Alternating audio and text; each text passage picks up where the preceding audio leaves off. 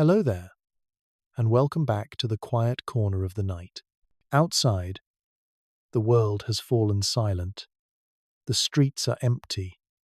The hum of distant cars fades into a soft murmur, and somewhere far away, you might hear the ocean breathing. Take a slow breath in and out. Let your shoulders sink into the bed. Feel the weight of your body melting into stillness. Tonight, we'll drift together not across the stars, but beneath the waves. Because sometimes, the most mysterious places on Earth are not above us, but below. Imagine closing your eyes and hearing the faint sound of water moving through endless corridors of stone, pillars covered in coral, statues gazing upward through blue darkness. You're standing on the floor of an ancient city, long forgotten, its towers swallowed by silence, its roads paved with memory. They say the ocean keeps secrets better than time itself, that beneath every wave lies a fragment of something lost, a coin, a bone, a dream. But what if entire civilizations once rested there, living, breathing, and building, before being erased by the sea's slow patience? Plato once told the story of a great island called Atlantis, a realm of perfect symmetry, where wisdom and wealth flowed like rivers of gold. But it angered the gods, and in a single day and night, it vanished beneath the waves. Some say it was only a myth, an allegory for pride and downfall. Others whisper that Atlantis was real, one of many worlds devoured by the ocean's deep hunger. Tonight, we won't try to solve the mystery.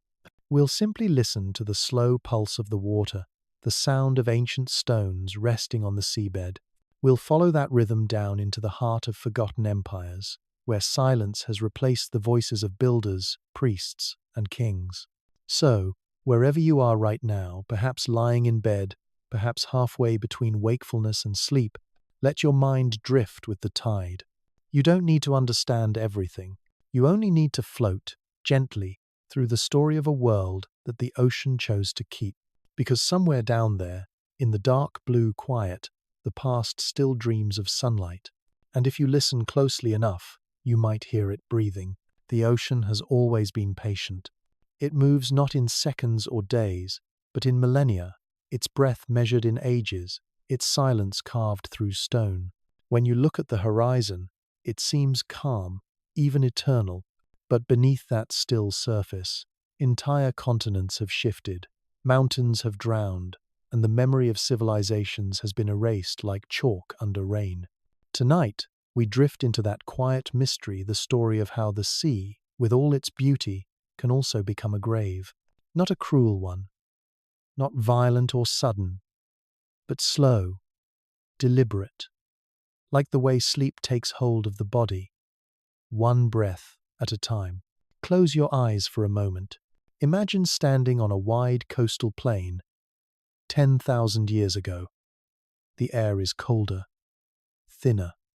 The stars look brighter because there are no cities yet, no lights to outshine them. You can hear waves in the distance, but they're far away, maybe 20, 30 miles from where you stand. And yet, beneath your feet, the ground is already shifting.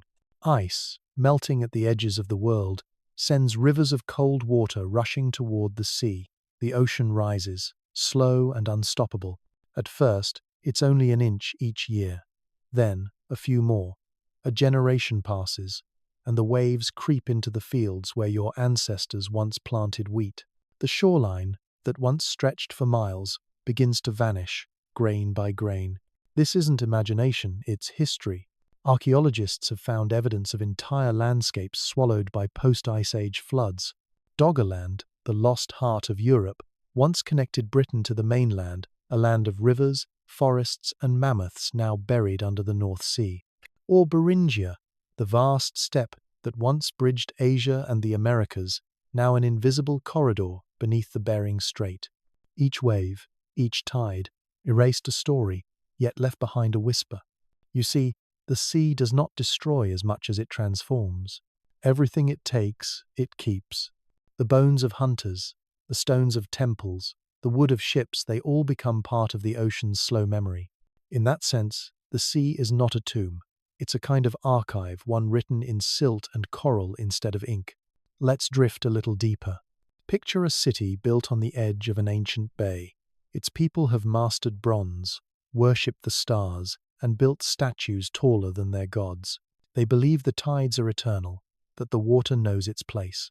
But one night, the wind shifts. The sky turns strange. The moon pulls the sea a little too far, and the ocean doesn't come back the way it used to. In one long sigh, the waves rise higher than the rooftops.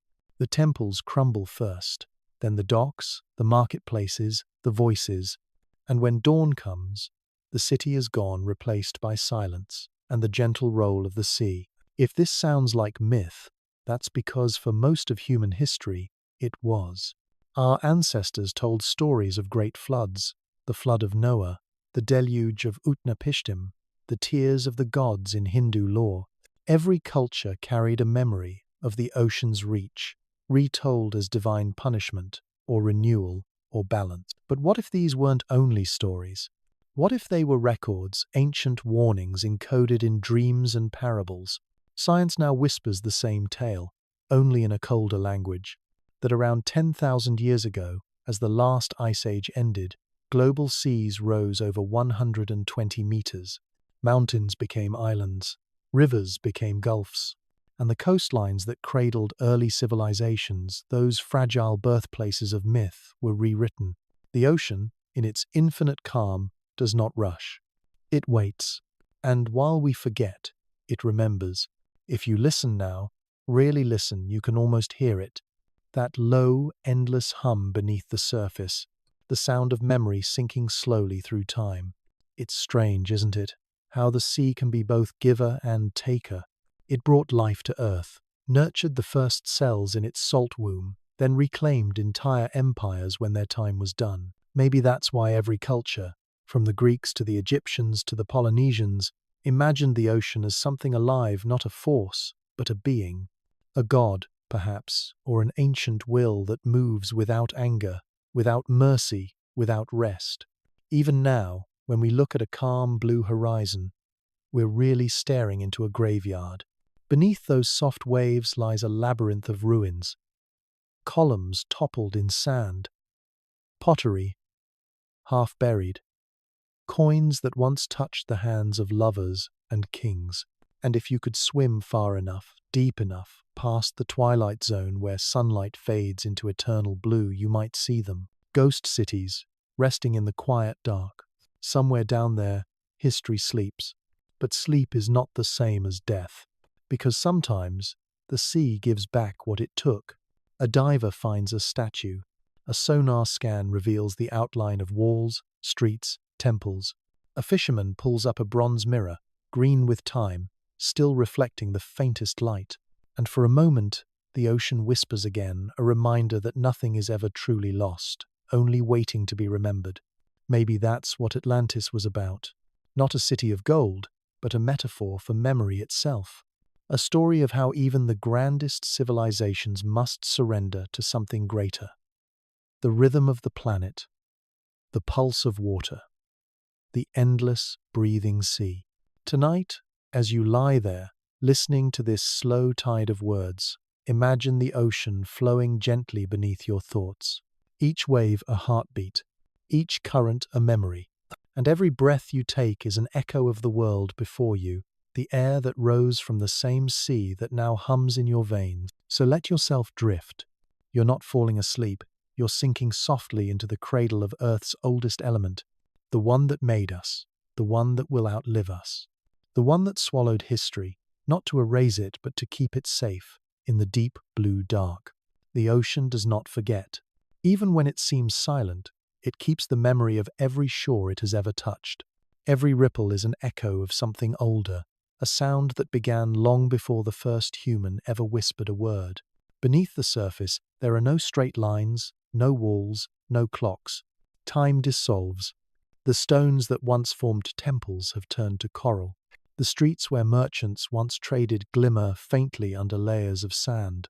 And yet, somehow, everything remains rearranged, disguised, but still there. It's as if the sea itself has become a library made of silt and salt, each current turning the pages of an ancient story. When divers descend into this library, They don't walk, they drift. The deeper they go, the slower the world becomes. Every sound grows soft, every motion stretches into eternity. Down there, even the smallest fragment, a broken jar, a coin, a statue's face carries a weight of centuries. Let's visit one of these drowned memories. Heracleion, once a great city of Egypt, a gateway to the Mediterranean. 2,000 years ago, ships from across the ancient world docked here, their sails heavy with spices, gold, and promises. Priests of Amun lit torches beside the river mouth. The pharaoh's envoys offered sacrifices to the gods of the tide. And then, slowly, the earth beneath them began to sigh. No one noticed at first. The ground sank by inches. The river currents shifted. The clay foundations softened with time. And one day, perhaps during a storm, the city gave way. Heracleion slipped beneath the water, not all at once, but in silence, like a candle being lowered into the dark. For centuries, no one even remembered its name. Only fishermen spoke of strange shapes on the seabed and nets that caught on something solid.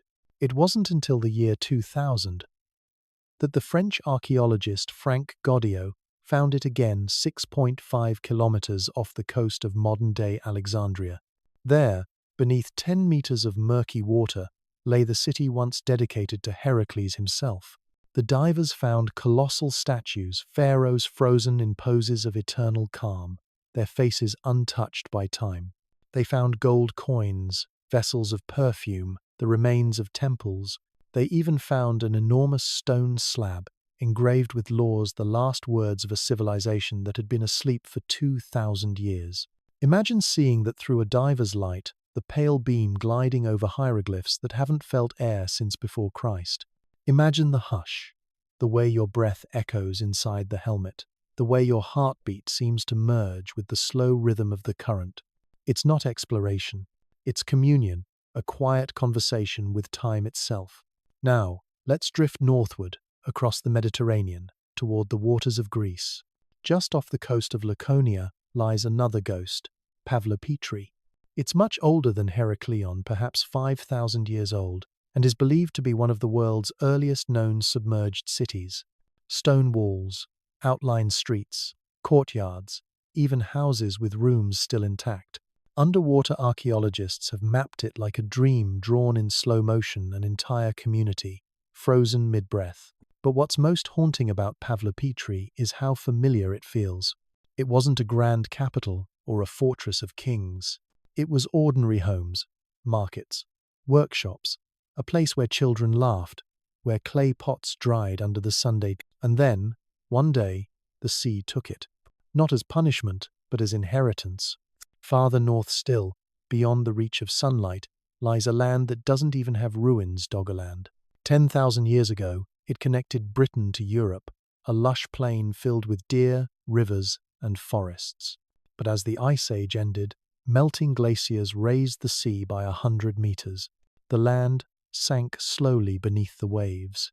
Today, sonar scans of the North Sea reveal ancient riverbeds, lake basins, even traces of settlements, the ghosts of a continent beneath fishermen's boats. Sometimes, trawlers bring up bones, the antler of a reindeer, a tool shaped by human hands, a fragment of mammoth ivory, polished smooth by water.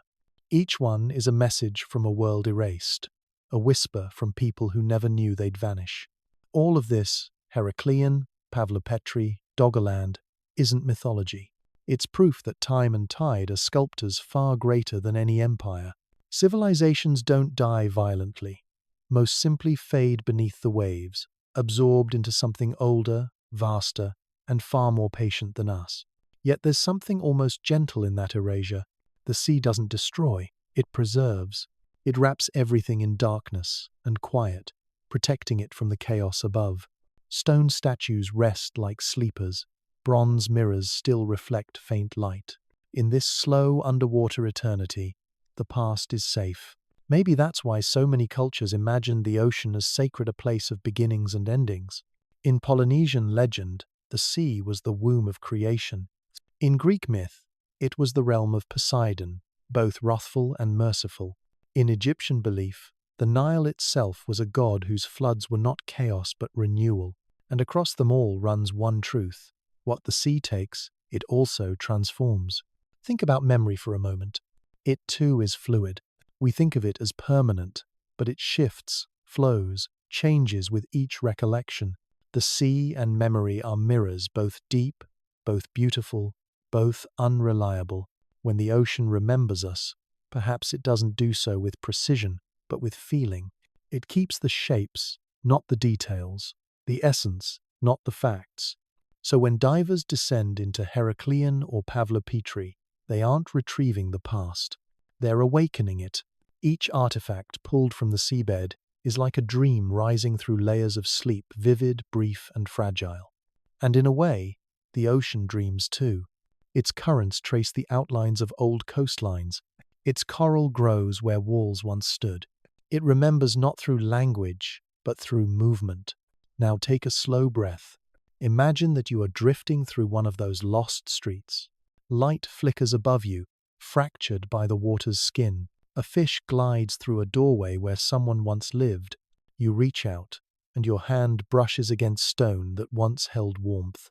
Everything feels close, but unreachable, like a half-remembered childhood.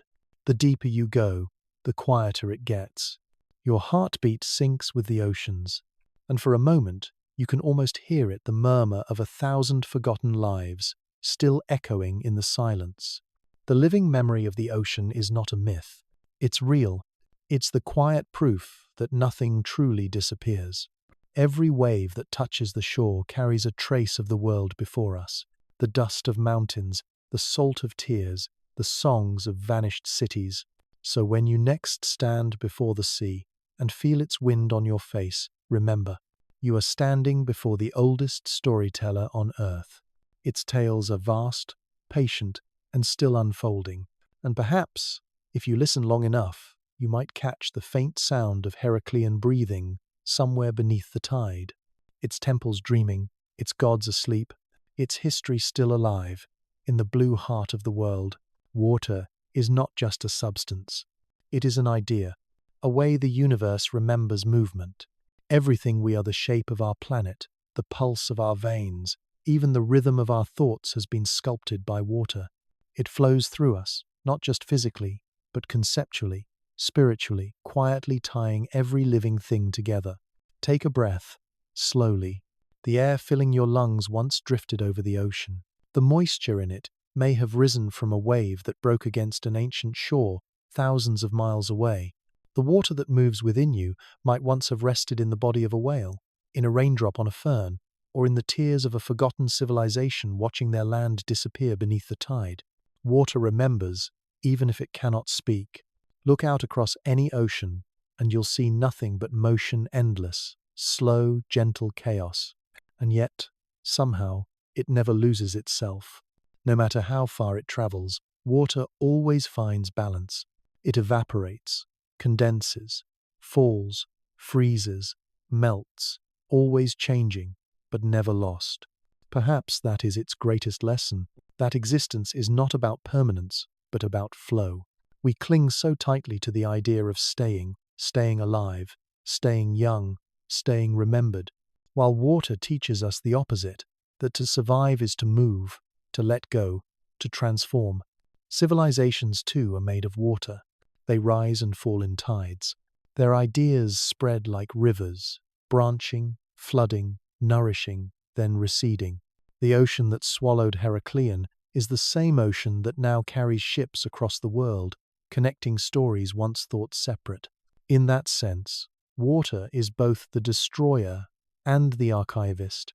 It erases the boundaries drawn by men, yet preserves the continuity of life itself. When philosophers of the ancient world spoke of the element, they didn't mean chemistry, they meant spirit. Thales of Miletus, one of the first thinkers in Greece, believed that water is the origin of all things.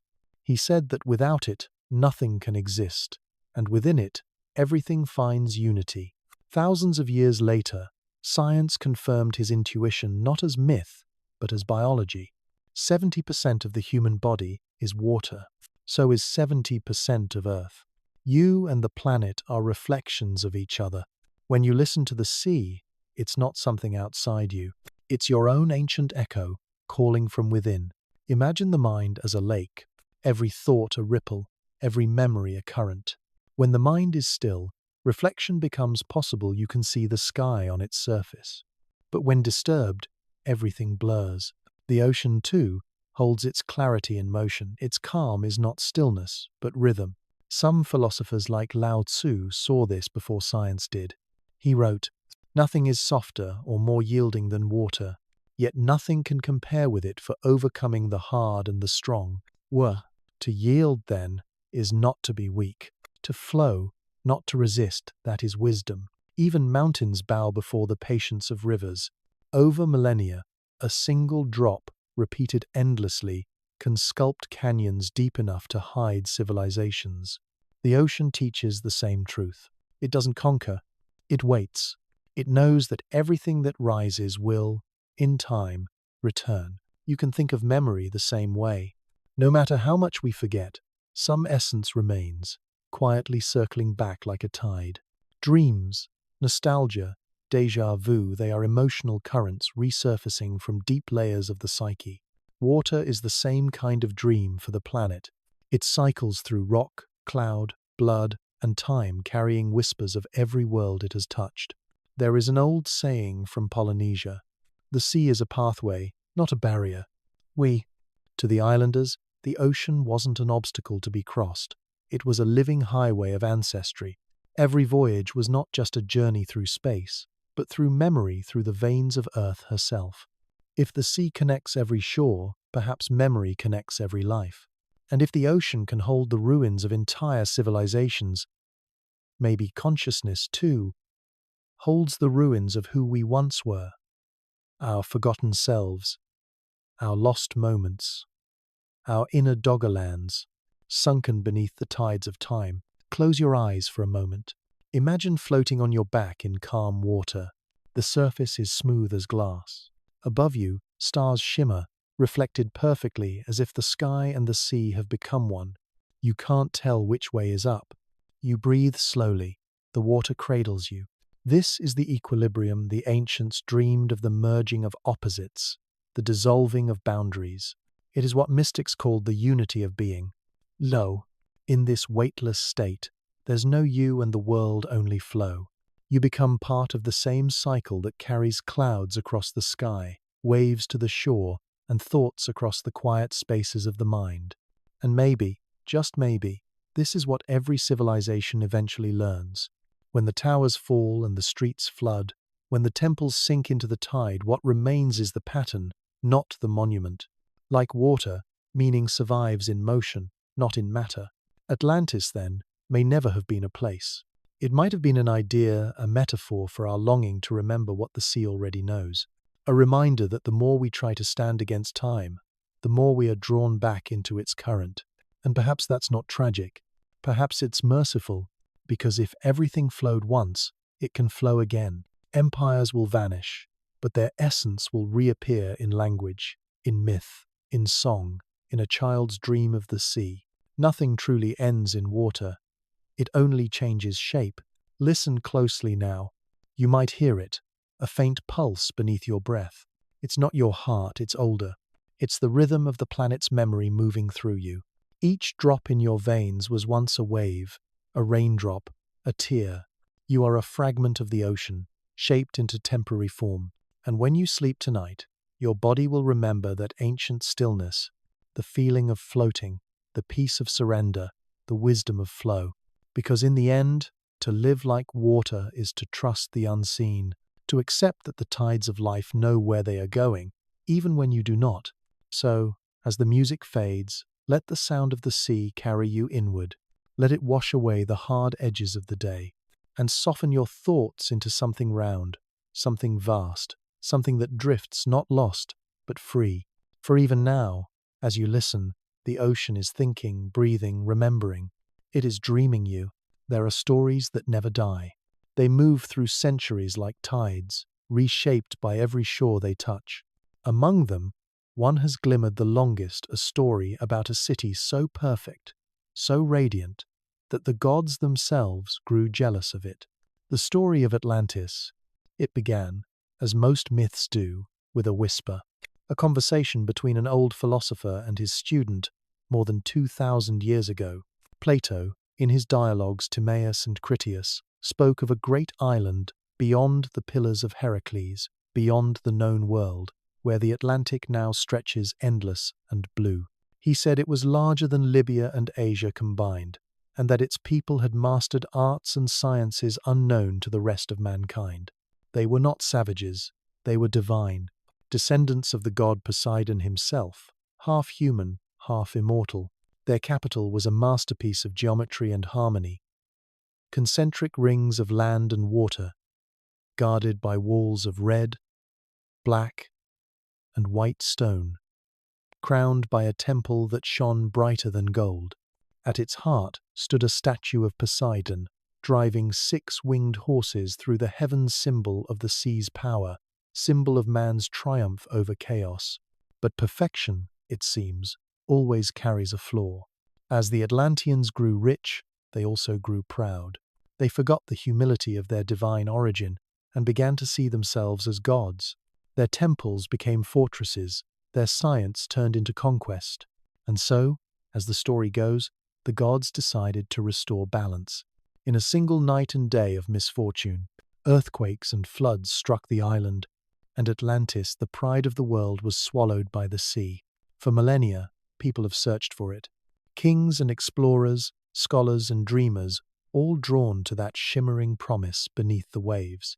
Some looked for it near the Azores, others near Crete, Sardinia, or even beneath Antarctica's ice.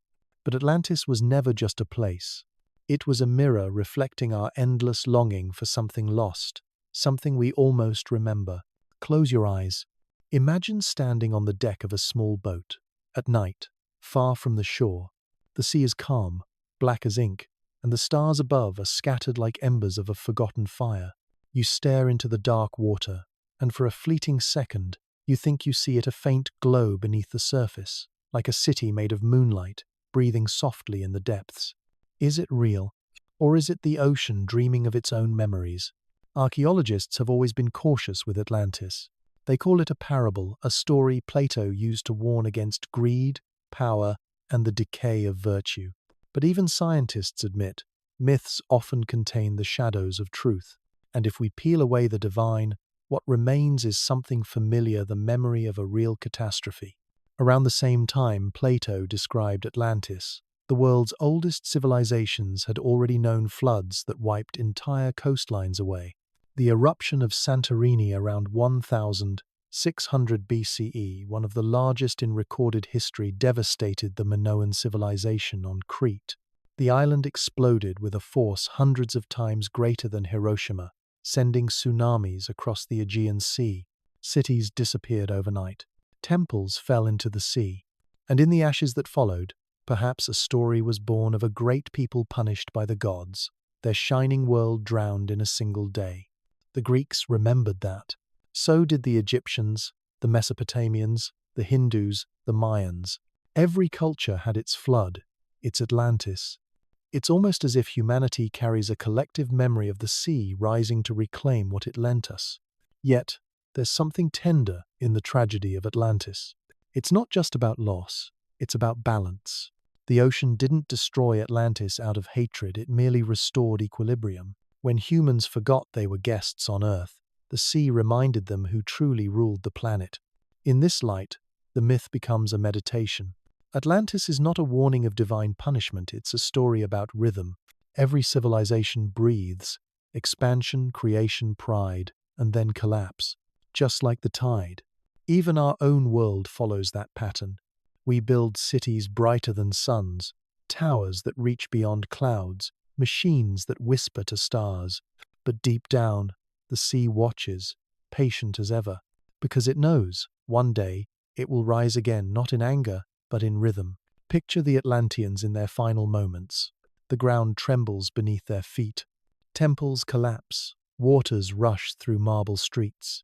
But in the stillness before the final wave, maybe someone looks toward the horizon and sees not destruction, but return. The water they once worshipped is coming home. Maybe that's the lesson. Nothing is ever truly taken. Everything simply returns to where it began. Atlantis was built on the sea's generosity. It was destroyed by the sea's memory. And perhaps that's why it continues to live not as ruins, but as an idea. An idea that drifts through our stories like a current that never stops. Even now, explorers scan the ocean floor with satellites, sending sonar through miles of water, tracing strange patterns, circular formations, symmetrical ridges, faint outlines that could be roads. Every few years, someone claims to have found it. And every time, the ocean smiles and hides it again, because Atlantis was never meant to be found. It was meant to be remembered. When you think about it, we are all Atlanteans. We build our lives, our cities, our dreams on unstable ground, on time, on faith, on shifting sand. And one day, the tide comes for us too. But perhaps, like Atlantis, we don't vanish. We simply become something else, part of the great story of the sea. There's a quiet comfort in that, to know that even in loss, there is continuity. The gods of Atlantis, Poseidon, Amphitrite, Triton might have faded from temples, but their essence remains in the way waves rise and fall, in the salt of our tears, in the breath of the ocean each time it exhales against the shore. Maybe that's what Plato really meant, that civilization itself is a tide. Each age leaves behind traces in the deep, waiting for the next to rediscover them. Knowledge, art, wisdom, all of it sinking and resurfacing like islands in a great blue dream. Now, as the night deepens, listen. You can almost hear it, that deep, slow hum beneath everything. It's not just the sea. It's time itself, breathing. It's the sound of all things lost, still alive in another form. And maybe, somewhere out there, under the weight of the Atlantic, the statues of Atlantis still stand. Not ruined, not gone just to sleep, surrounded by coral and silence, dreaming the same dream we're dreaming now. Because Atlantis was never a city beneath the waves.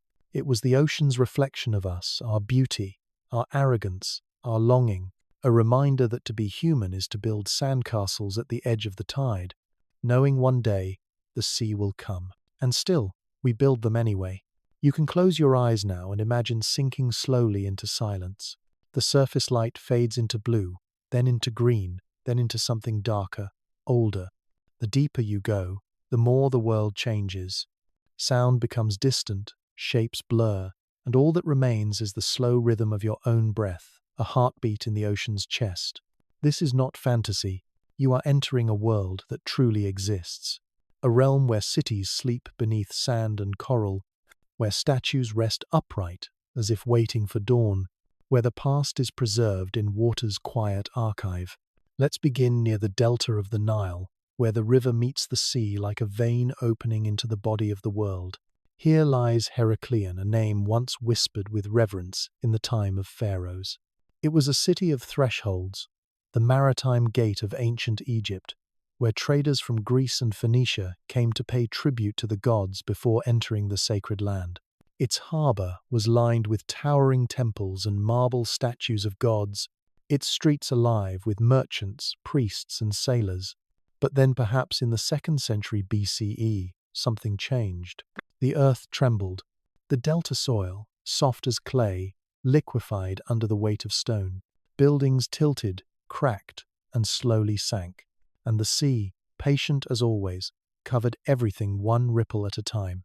For 2,000 years, the city was gone, not destroyed, but hidden. It was rediscovered only at the turn of the 21st century by French marine archaeologist Frank Goddio. He had been searching for Cleopatra's lost palace, but what he found was older still. Imagine descending with him, divers moving through green water thick with silt, their lights cutting through shadows like dawn breaking under the sea. Suddenly, through the murk, a face appears. A colossal statue of a pharaoh, serene, eyes closed, his crown still perfect, his smile untouched by centuries. Around him lie broken pillars, inscriptions still legible, gold coins scattered like sunlight frozen in time. The divers find the remains of a temple dedicated to Amun-Gareb, giant blocks weighing dozens of tons, resting gently on the seabed. They find shipwrecks, 64 of them, their timbers intact, amphorae still carrying traces of ancient wine. It is said that when Gaudio touched the stone of Heracleion for the first time, he felt as though he was waking something that had been dreaming for 2 millennia. The city, once lost to sand and myth, was real again, not in books, but in the quiet, living dark of the sea. But Heracleion is not alone. Across the Aegean, in the clear waters off southern Greece, another ghost lies waiting Pavlopetri. It is far older than Heracleion, dating back nearly 5,000 years, a city that flourished during the Bronze Age, when Europe was still learning to dream of empire. Unlike most ruins, Pavlopetri remains perfectly mapped. Streets, courtyards, rooms, even the outlines of doors. It's as if time stopped mid-breath, leaving behind a fossilized moment of life. And when divers swim through it, it feels eerily familiar. Not like a mythic Atlantis, but like home. There are no towering statues or golden temples here, only homes built by ordinary people. A potter's workshop with its kiln still visible. A marketplace. A courtyard where a family might have once eaten together, listening to waves that would one day rise high enough to claim it all. The sea took Pavlopetri quietly, not through violence, but through patience. As the earth shifted, the shoreline retreated, and little by little, the waves stepped inland, until the sea was no longer visitor, but resident.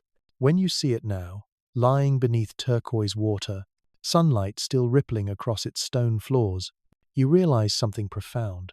The ocean didn't bury it, it preserved it. The city still breathes. Only now, its breath sounds like waves. There are others, too scattered across the world like scattered memories.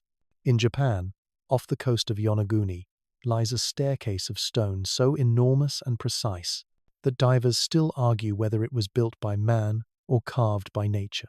Massive terraces, steps, and platforms, all aligned as though designed for giants. Some say it's a natural formation, others whisper of a civilization older than history, a Japanese Atlantis, drowned before written time. And in India, off the coast of Dwarka, lies another city, mentioned in sacred texts. Archaeologists found walls, pillars, and pottery more than 9,000 years old, making it one of the oldest submerged settlements ever discovered. Local fishermen had always spoken of it, of lights that sometimes flickered beneath the waves, of the god city hidden under the Arabian Sea. Now, sonar images confirm that the myths were not entirely wrong, and farther north still, in the cold of the North Sea, there is no city but a continent, Doggerland. Once a green plain connecting Britain to Europe, it was home to mammoths, deer, and humans. But as the ice melted, the sea advanced, and the land vanished beneath it. Today, trawlers still pull up bones from that lost world, tools carved by forgotten hands, ivory ornaments polished by time and tide. It's humbling, isn't it, to realize how fragile our idea of permanence truly is. Every coastline you've ever seen is temporary. Every city you've ever known is, in the language of the sea, a brief pause. The ocean doesn't destroy, it edits. It turns stone to coral, wood to reef, noise to song. And what it takes from us, it transforms into beauty. When divers swim through Heracleion or Pavlopetri, they aren't just exploring ruins, they're moving through memory. Imagine floating down one of those ancient streets. Fish drift through doorways where children once played. Sunlight flickers on columns like gold dust. The sound is soft, only your breathing. The crackle of sand shifting beneath the current. Everywhere around you, silence feels sacred. You are no longer in the present. You are inside time itself. And maybe that's what makes these underwater worlds so haunting. They are not gone, they are preserved in slow motion, caught between being and not being, like a thought that never finished forming. In their quiet, they tell us something profound, that disappearance is not the end, that memory can exist without words, that history, when submerged, becomes eternal. The cities beneath the sea are not ghosts. They are the ocean's diary, pages written in salt and patience, entries stretching across millennia. Now take a deep breath. Let it out slowly. You are floating above that diary now. The surface shimmers, reflecting the stars. Each ripple is a heartbeat. each wave a chapter written and rewritten by time. The water below you holds more history than all the libraries on land. And somewhere down there, Heracleion, Pavlopetri, Yonaguni, Dwarka, they are still dreaming. Their streets are quiet, but not dead. Their stones still hum with the warmth of the sun they once knew. Their gods still sleep in coral beds, watching as the living world forgets, only for the sea to remember again. Because that is what the ocean does best. It remembers, not perfectly, not clearly, but deeply, endlessly, lovingly. And through those memories, it reminds us of what we are: temporary, fragile, beautiful, and endlessly part of the same rhythm. Time, on land, feels sharp. It slices the world into moments past, present, future, and we hurry between them, always chasing what has just slipped away. But beneath the sea, time moves differently. It stretches, softens, becomes round. There are no clocks down here, no past, no future. Only movement, slow, eternal, circular. That's the first lesson the ocean teaches, that time is not a line, it's a tide. Imagine standing at the edge of a beach. The waves roll in, retreat, return again. Each one is new, and yet somehow the same. The shoreline erases footprints, but never forgets the shape of the feet that made them. Even as the water withdraws, it leaves something behind: a shell, a shimmer of salt, a memory. That's how time works too. We think we're moving forward, but we're really being carried back and forth, like driftwood, floating on a current too vast to see. If you watch long enough, you'll realize something astonishing: that the wave you're seeing now began centuries ago. It may have risen as wind off Antarctica, traveled thousands of miles, brushed against islands, whales, ships, and now it ends here, touching your feet. Every wave is ancient. Every drop has already circled the planet countless times. When you feel the ocean touch you, you're feeling history, not written in ink, but in rhythm. Science confirms what the poets always knew. The water on Earth is almost as old as the planet itself. Every glass you drink, every tear you shed, every cloud that passes, it's all part of the same cycle, unbroken for 4 billion years. Nothing is lost. Everything returns. That's the second lesson of the sea. Nothing truly disappears. Even civilizations, when they vanish, are not gone. They dissolve, transform, flow back into the great continuum. Atlantis, Heracleion, Pavlopetri. Their stones are gone, but their stories have seeped into us. Each myth, each whisper, is the sound of time folding back on itself. If you listen closely, the ocean speaks the same way. It doesn't shout, it murmurs. It says, everything you love will change, but nothing you love will ever be lost. Time, for humans, feels fast because we are small. We measure it with the heartbeat, the sunrise, the clock. But to the sea, we are as brief as foam. To the sea, 10,000 years is a breath. Geologists call this deep time, the vast, nearly incomprehensible scale on which the Earth itself lives. In deep time, mountains rise and sink like ripples. Continents drift like clouds. The ocean floor spreads and folds, erasing its own history, rewriting it again and again. If you could speed up the film of the Earth, you'd see it breathing, oceans expanding, contracting, glaciers advancing, retreating, life blooming, fading, blooming again. It's beautiful, it's endless, and it's humbling, because somewhere within that rhythm, you and I are happening right now, a flicker in the long pulse of the planet. The ocean, then, is not just a body of water, it's the memory of time itself. Every current is a record of movement, every wave, a heartbeat, and every tide, a reminder that time does not flow away from us. We are the ones flowing through it. In the 19th century, a French philosopher once wrote, "Memory is the ocean of consciousness, each moment a ripple across its surface." Maybe that's why people feel peace by the sea.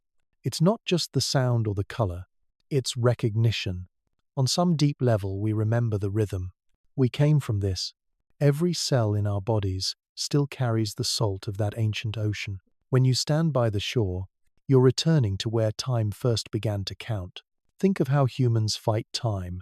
We build clocks, calendars, monuments. We chase youth, preserve moments in photographs, build walls against change. But the sea shows us another way, to let time wash through us, to yield, not to resist, to see each ending as a continuation. Look at the tides. They fall not because they are defeated, but because they must return, and when they do, they come back with new light, new salt, new stories. What if we could live like that, without fearing change, without mourning every passing hour, trusting instead that everything lost will find another form? The sea does not fear erosion. It knows that even as it wears the cliffs away, it's creating sand, shells, coral new beauty from old loss. Maybe time isn't stealing from us. Maybe it's sculpting us. Now imagine descending again, deeper this time, down past the coral gardens, past the ruins of Heracleion and Pavlopetri, down to where light can no longer reach. Here, in the twilight zone, time nearly stops. The water is cold, still, heavy. There are creatures here that have never seen the surface, jellyfish that glow like lanterns, fish with translucent skin, forms of life so strange they seem older than evolution itself. These beings live in time differently. Some drift for centuries.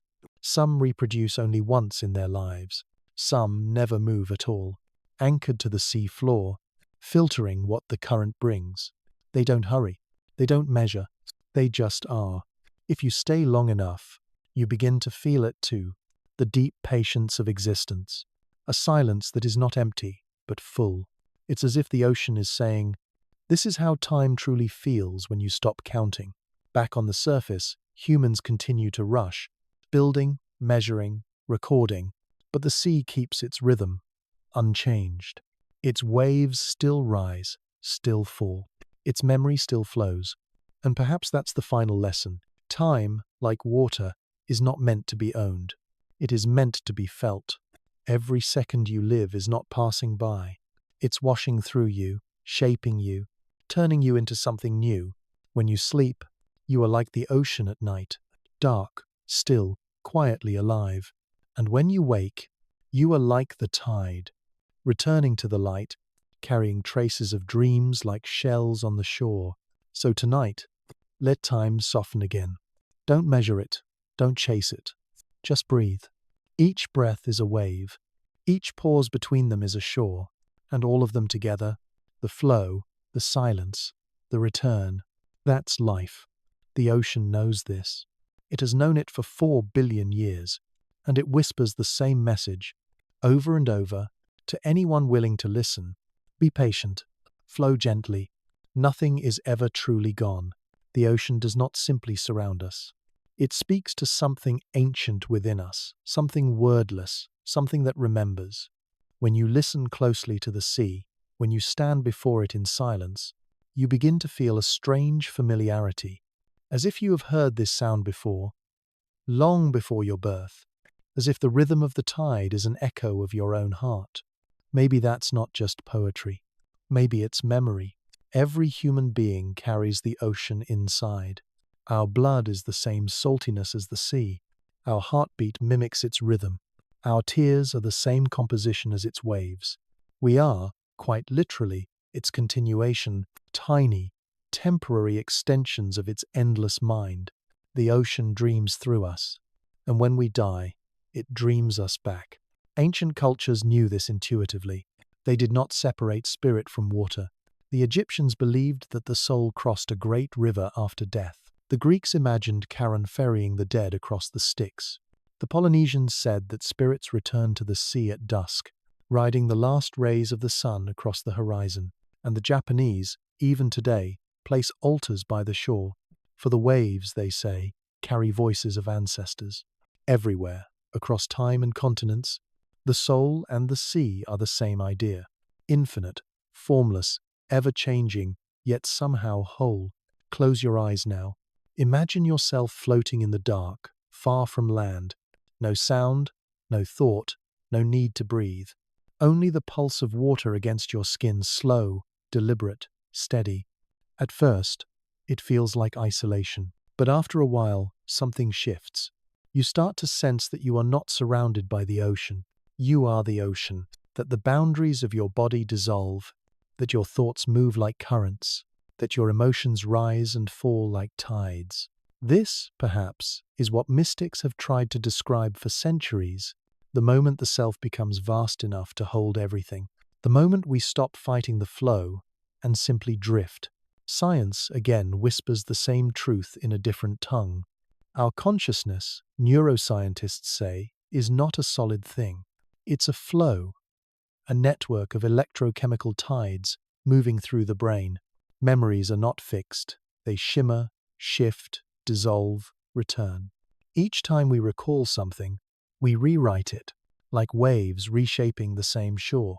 Even our sense of identity, who we are, what we are, is less like a sculpture and more like water taking shape in a vessel. Change the container, and you change the self. But the water, the essence, remains. So maybe the soul is not something that exists. Maybe it's something that moves. A rhythm, a current, a reflection. And when it's time to return, it flows back into the greater sea it came from. The ancients had a word for this. In Sanskrit, Atman, the self, was said to be one drop in the vast Brahman, the universal ocean. In Taoist thought, water was the purest symbol of wisdom. It yields, adapts, nourishes, and returns without struggle. And in early Christian mysticism, baptism was not merely cleansing, it was remembering, a reminder that life began in water, and to the water we all shall return. Maybe that's why we find peace in the sound of waves. Not because it's soothing, but because it's familiar. It's the lullaby of the womb, the echo of our first existence, the sound of our own beginning, played endlessly on repeat. When you listen to the sea, you're not hearing something outside of you. You're hearing yourself, amplified across eternity. But there's another layer to this, softer and more mysterious. The ocean doesn't only remember the living, it remembers the forgotten. When a civilization disappears beneath its surface, the sea does not mourn. It holds. It keeps their voices. Their temples become reefs. Their streets turn to silt. But their essence, the story of who they were, lives in the slow heartbeat of the deep.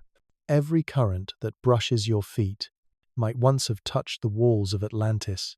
Every drop you taste could have fallen as rain on the temples of Heracleion or the shores of Pavlopetri. The sea has touched everything that ever was, and it never forgets.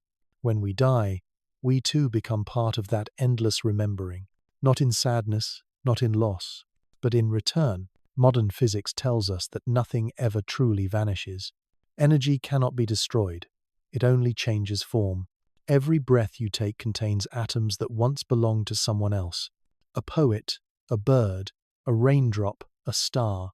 The air in your lungs may have passed through a whale centuries ago, or drifted above a drowned city before finding you. So, if matter remembers, and water carries memory, then perhaps the soul does too. Not as a ghost, but as pattern. Maybe eternity isn't a place, but a rhythm, the same rhythm you hear in the tide, the same rhythm you feel in your heartbeat. We are not separate from the ocean's story. We are a chapter written in its flowing hand. Sometimes, late at night, when you can't sleep, you might feel a strange melancholy, that quiet ache for something you can't name. It's not sadness, exactly. It's more like recognition, a homesickness for something ancient. That feeling, the gentle ache, is the ocean inside you remembering itself. It's your inner tide rising, your deeper self whispering, "I have been here before." The sea, in all its vastness, is not a stranger. It is your oldest friend. It has seen every version of you that has ever existed. The child, the dreamer, the wanderer, the dust yet to be reborn.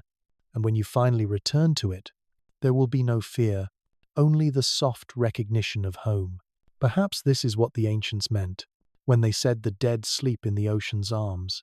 Perhaps the sea is not death at all, but memory continuing, the soul's gentle migration from form to formlessness. It doesn't end. It expands. So tonight, as you lie there, listening to this quiet tide of thought, let your body rest like a boat on still water. Let your breath follow the rhythm of waves, and if a strange peace begins to wash over you, don't resist it. That's the sea inside you remembering its shape. You are not falling asleep. You are returning to the rhythm, to the flow, to the endless ocean that has always been your home. There is a moment when you stand by the water's edge at night, when the ocean becomes a mirror, not of the sky or the stars or the moon, but of you.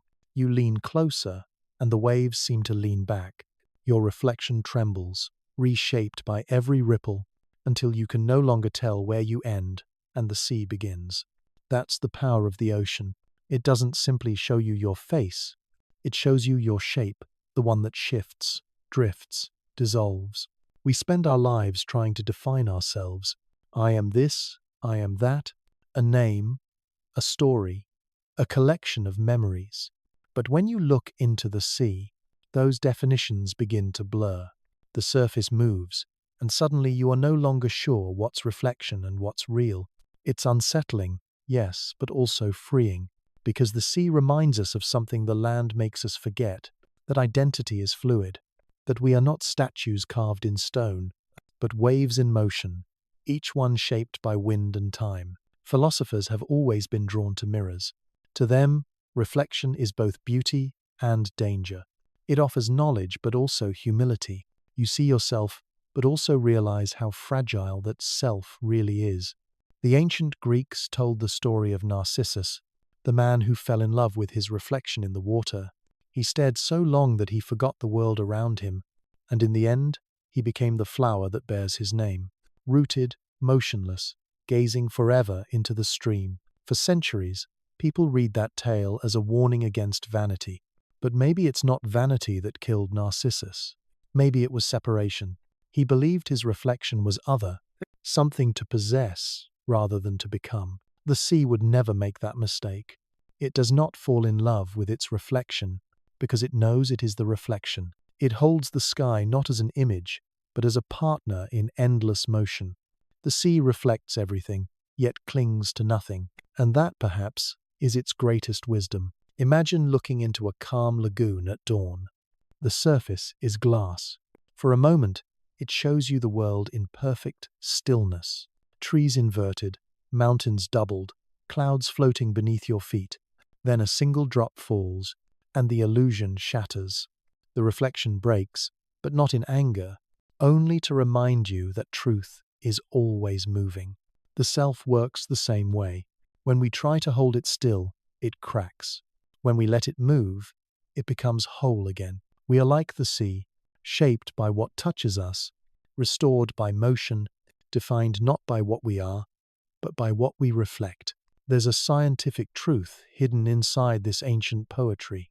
Water has a remarkable property. It adapts instantly.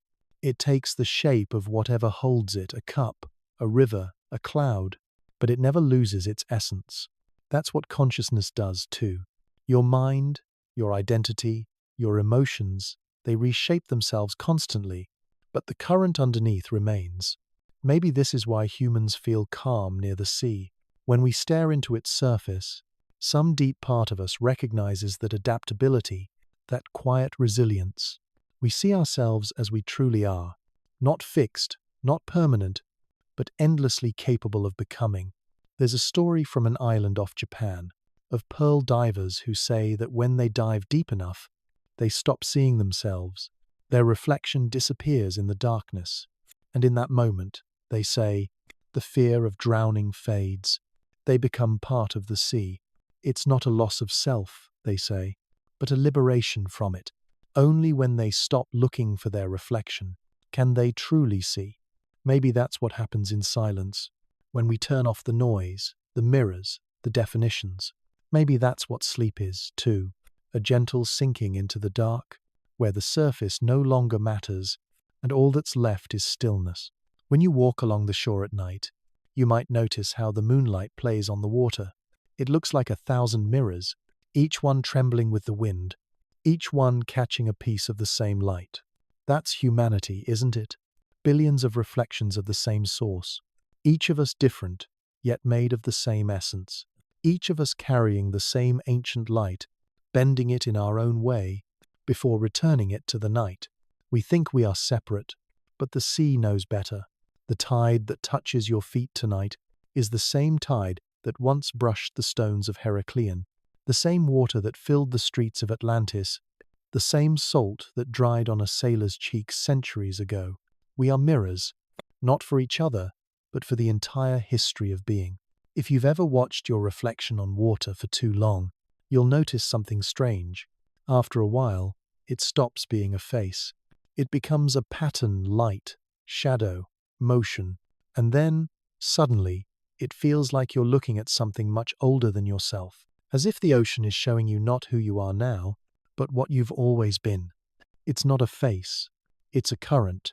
It's the rhythm of your life in another form. Perhaps that's why so many ancient myths say that gods lived in the sea, because in its depth they saw themselves multiplied, infinite, shimmering, unending.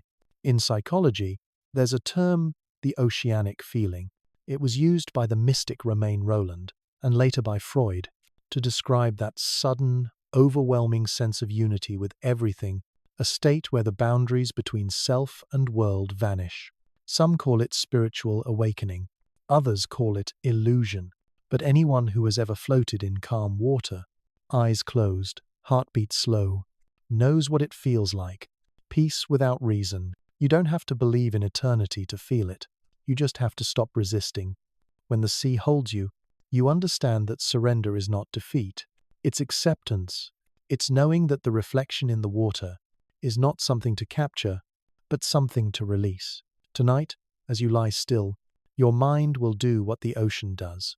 It will reflect, it will shimmer, it will blur and return again. Memories, thoughts, faces all drifting across its surface. Don't chase them. Let them ripple, distort, dissolve, because when they settle, the reflection that remains is clearer than any mirror could show. It's the reflection of stillness itself, the reflection of the soul when it finally stops trying to see. The ocean is the oldest mirror in the world. It has shown every sky that ever was, every face that ever leaned toward it, every tear, every star. And in all those reflections, it never grew tired, because the sea doesn't judge what it reflects. It simply holds it, then lets it go. Maybe that's the ultimate wisdom we can learn from it, to reflect the world, to love what passes through us, and to release it gently back into the flow. So tonight, as the sound of waves begins to blur with your breath, imagine the sea holding your reflection, softly, patiently, until it becomes light. And when you sleep, may you see yourself as the ocean sees you, not as a name, not as a story, but as movement, a shimmer of being between two tides. Every story, like every wave, has two sides. One moves forward, carrying faith, wonder, imagination. The other pulls back with skepticism, precision, logic. They meet somewhere in the middle, and together they form the rhythm we call truth. That's how the ocean breathes, in and out, belief and doubt. For thousands of years, humanity has looked to the sea for answers. When something mysterious happened, a flood, a storm, a city vanishing, our ancestors turned to myth. They gave the ocean faces and tempers, called it Poseidon, Yam, Tiamat, Njord. They prayed to it, feared it, loved it.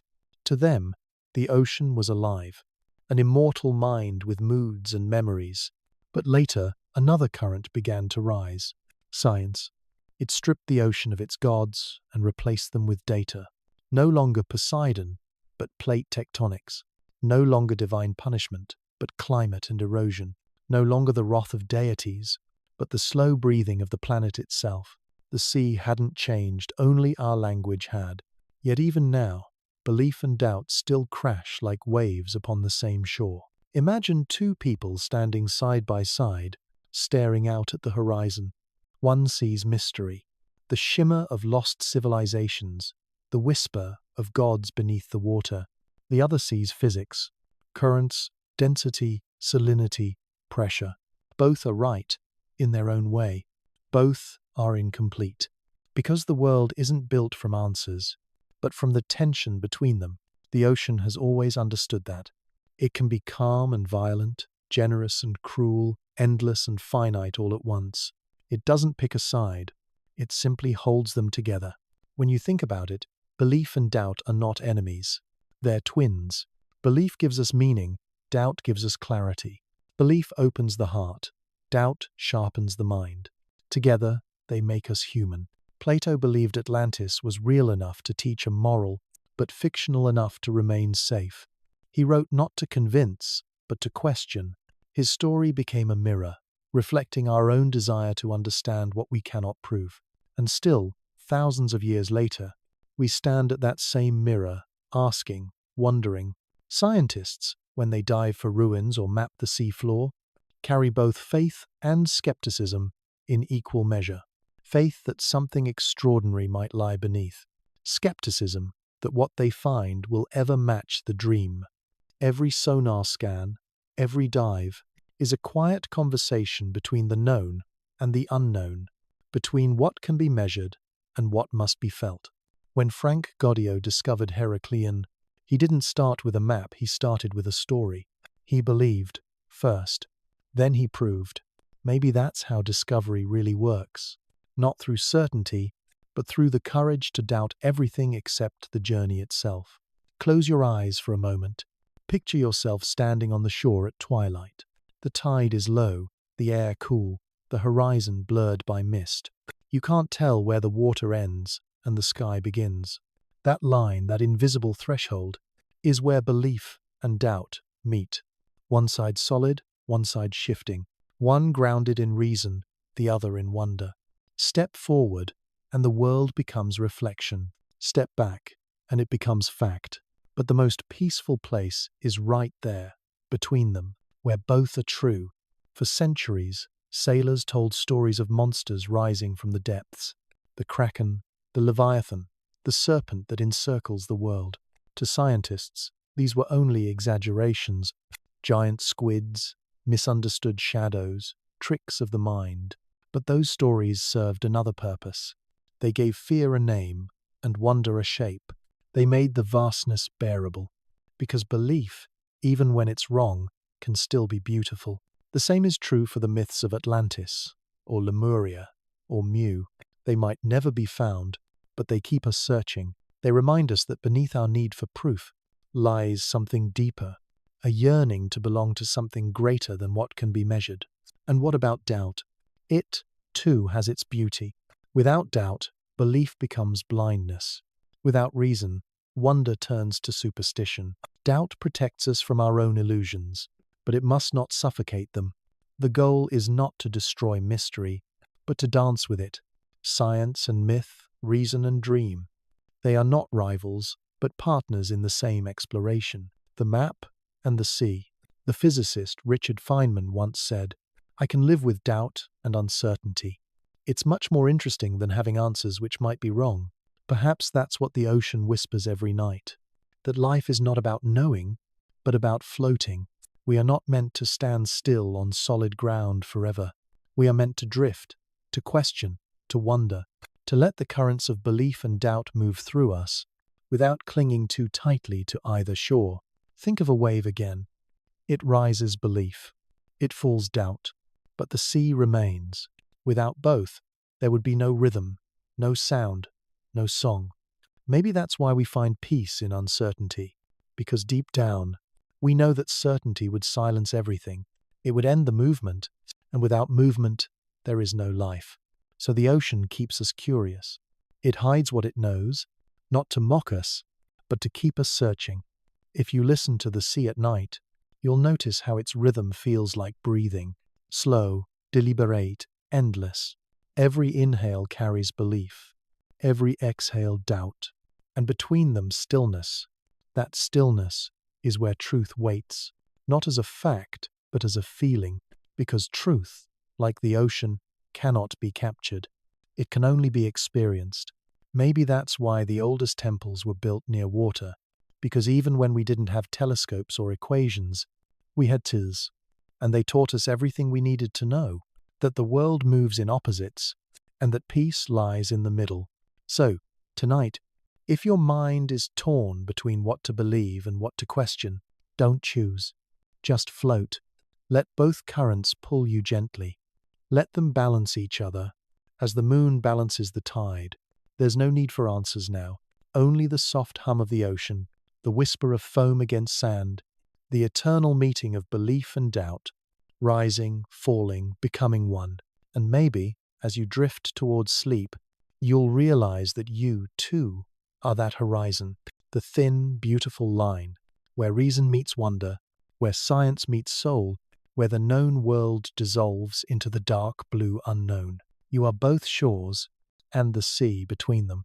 If you could walk the seafloor, if the weight of water no longer pressed upon your chest, if you could simply breathe down there, what would you see?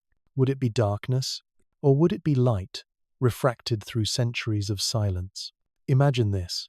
You take a single step, and the sand beneath you shifts, soft as powder, ancient as the stars. Every grain has been somewhere else before. A mountain, a shell, a city. You are walking across time itself. The light above you is dim, filtered through the surface like the breath of another world. You move slowly, not because you must, but because the water asks you to. Every movement sends a ripple outward. Every ripple touches something forgotten. In the distance, shadows rise. Not cliffs, but walls. Not coral, but columns. You have found the first ruins. A gate stands half buried in the sand, its arch carved with symbols that no one alive can read.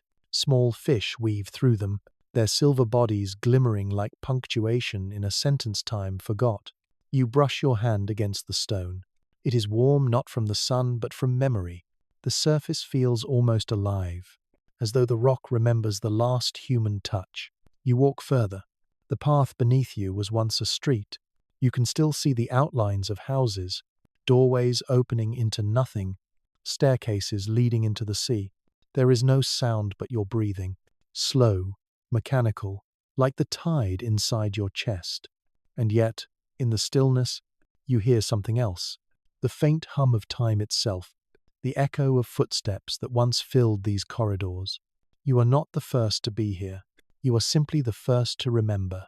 A statue rises from the sand. A woman, half eroded, her face lost to the waves. She stands with one arm raised, as if she were trying to shield her eyes from the light. When the sea first came for her, her expression is unreadable. Not fear, not sorrow, but calm acceptance. It's as if she knew that the sea does not destroy, it transforms. You reach out and touch her hand. The stone is cold, but beneath it, you feel warmth, a pulse, maybe imagined, maybe real. In this place, imagination and memory are the same thing. A little farther on, the ruins open into a plaza. Columns lie like fallen trees, each one draped in veils of seaweed. Beneath your feet, the floor is still patterned with mosaics. Tiles depicting suns, fish, chariots, fragments of stories that once meant everything to someone. You kneel, brushing away sand, and beneath your fingertips, you find a mosaic eye staring back at you. Its blue impossibly bright, even after 1,000 years underwater. It feels alive, as though it's still watching the surface, waiting for the day it will see sunlight again. You stand in the center of the square. Above you, beams of light pierce the water, descending in golden columns. Dust, or perhaps ash, drifts through them like snow. For a moment, the ruins glow. You realize that the city is not dead, it's dreaming. And you, the visitor, are the dreamer within its dream. Every ruin has a memory, and every memory has a voice. If you listen carefully, you can almost hear it now. A murmur, faint and rhythmic, like a chorus from far away. It's not words, not language, but you understand. The sea is speaking in its own way. It's telling you that time is not a straight line. It loops, it folds, it returns. Everything lost becomes something new. You keep walking, and the architecture begins to change. The walls curve like waves. The buildings shimmer with mineral crusts, iron, manganese, calcium, as though the ocean has painted its own artwork upon human stone. You pass a doorway half open, and inside, there are vases still upright, A table still standing. You almost expect to see someone sitting there, but the only movement is a school of fish, turning in slow synchrony, their bodies catching light like the memory of fire. It's strange how peaceful it feels. You're surrounded by ruin, and yet you feel no sadness. Only stillness. Only awe. Perhaps this is what eternity feels like. Not endlessness, but quiet continuation. Somewhere above, a whale sings. The sound travels through the water like a prayer, low and haunting, stretching for miles in every direction. It vibrates through your bones. It reminds you that you are not alone in this silence. That life, in some form, has always survived. The whale's song mixes with the hum of the ruins, and for a moment, you realize they are harmonizing life and death, past and present, rock and breath. Now, in the far distance, you see something glimmering, not gold, but light reflected from metal. You move closer. It's a bell, a bronze temple bell, lying on its side in the sand, its surface crusted with coral. You kneel beside it, brush away the debris, and gently tap its edge. The sound is faint but pure. It rings through the water like the memory of time itself. A single tone, rising and fading, echoing against the walls of a city that no longer exists. It feels like a heartbeat. Your heartbeat, the ocean's heartbeat, the same thing. And then, without warning, a current moves through the city. Not violent, just strong enough to lift sand and seaweed into the air. The ruins shimmer as though waking from a long sleep. The statues seem to breathe. The mosaics sparkle. For a brief, impossible instant, you see the city as it once was. The streets filled with light, voices calling out, temples alive with song, people walking, laughing, trading, unaware that one day the sea would claim it all. You are standing between two times, the living and the remembered, and both are equally real. The current fades, the vision dissolves, the silence returns. You are alone again, drifting through the afterimage of a civilization. But now, you understand something new. The lost cities were never lost. They were simply absorbed, their memories translated into another language, the language of tides. Every story they told, every word they carved, still moves somewhere in the ocean's motion. And as you walk across the seabed, each step you take writes a new word in that language. The story continues. Through you, you look up one last time. The surface is far above, a thin silver mirror between worlds. You can see your reflection, blurred by the water, rippled by the weight of history. And you realize you are not walking through ruins. You are walking through yourself, through everything humanity has built, lost, and remembered. The ocean doesn't hide the past. It holds it, gently, the way you might hold a sleeping child. And as you rise toward the surface, the ruins fade behind you, but their light remains. It stays in you. The hum, the stillness, the shimmer, a reminder that what sinks is never gone. It only dreams deeper. Soft ambient, the faint ringing of the underwater bell, a slow heartbeat blends with the sound of rising bubbles. Transition to part 12, the metaphor of drowning, what it means to let go. Drowning is a word that frightens us. It sounds like ending, like panic, like the final moment when breath gives way to silence. But the sea, if you listen carefully, tells a different story. It says that drowning is not about dying. It's about returning, about remembering how to let go. Close your eyes. Imagine yourself suspended in water, not struggling, not fighting, just floating. The surface above you ripples softly. Light dances, bending into gold threads that stretch down toward you. Each one wavers, then vanishes into blue. You are weightless, timeless, nameless. And for the first time, you realize that letting go doesn't mean falling. It means becoming part of something larger. The air you breathe, the warmth you feel, the pulse in your chest, it all begins to blur. There's no you anymore, just the slow rhythm of the ocean moving through your lungs. No fear, no resistance, only surrender. This, the sea says, is peace. For millennia, humans have feared the water for what it can take, but worshipped it for what it gives. Every mythology treats drowning as both curse and initiation. In ancient Egypt, the Nile was the border between life and eternity. Those who drowned in its currents were said to be chosen, their souls carried directly into the afterlife by the river itself. In the Pacific Islands, drowning was never truly death. The islanders said that the sea, tired of seeing someone struggle on land, would call them home early. The body returned to coral, the spirit became wave, and in the Norse sagas, warriors lost to the ocean were taken to Ran, the goddess who kept a net woven of foam, catching the drowned, not in punishment, but in welcome. Across time, across cultures, the message is the same. To sink is to surrender to what already owns us. When you think of it, drowning is the perfect metaphor for life. We spend our days swimming against currents, against time, against loss, against the inevitable. We call it ambition, or survival, or hope. But there comes a moment when all that motion becomes exhaustion, when the water no longer feels like resistance, but release. It's not that we stop living, it's that we stop insisting on control. Science, again, tells this story in its own way. In the moments before real drowning, the body begins to adapt. The heartbeat slows, the panic fades, the brain floods with endorphins, and many who have returned from near death speak of calm, a strange, expansive peace. What they describe sounds less like terror and more like awakening. One diver once said, "Drowning didn't feel like dying. It felt like being absorbed by something infinite."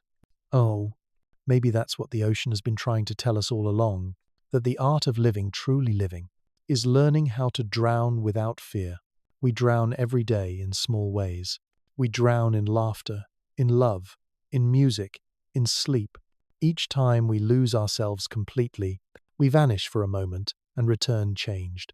The mystics of the East called it samadhi, the dissolving of the ego into pure consciousness, like a drop of water merging into the sea. In Sufi poetry, it's called fana, the annihilation of the self in divine love. In both, the message is clear. Only when we stop clinging to the surface can we touch what lies beneath. The surface, after all, is noise. Waves, names, stories, fears. Beneath it lies quiet, depth, stillness. And when we finally let go, we fall not into chaos, but into clarity. Picture this. You are sinking slowly, eyes open. Above you, the surface ripples like glass. The light fades, but instead of darkness, you begin to see color, deep blues, soft greens, the flicker of unseen life around you. Each meter down feels like a layer of thought peeling away. The chatter in your mind quiets. Your worries dissolve, one by one, like bubbles rising toward the light. By the time you reach the seafloor, you are no longer carrying anything. Down here, there is no need to swim, no need to move at all.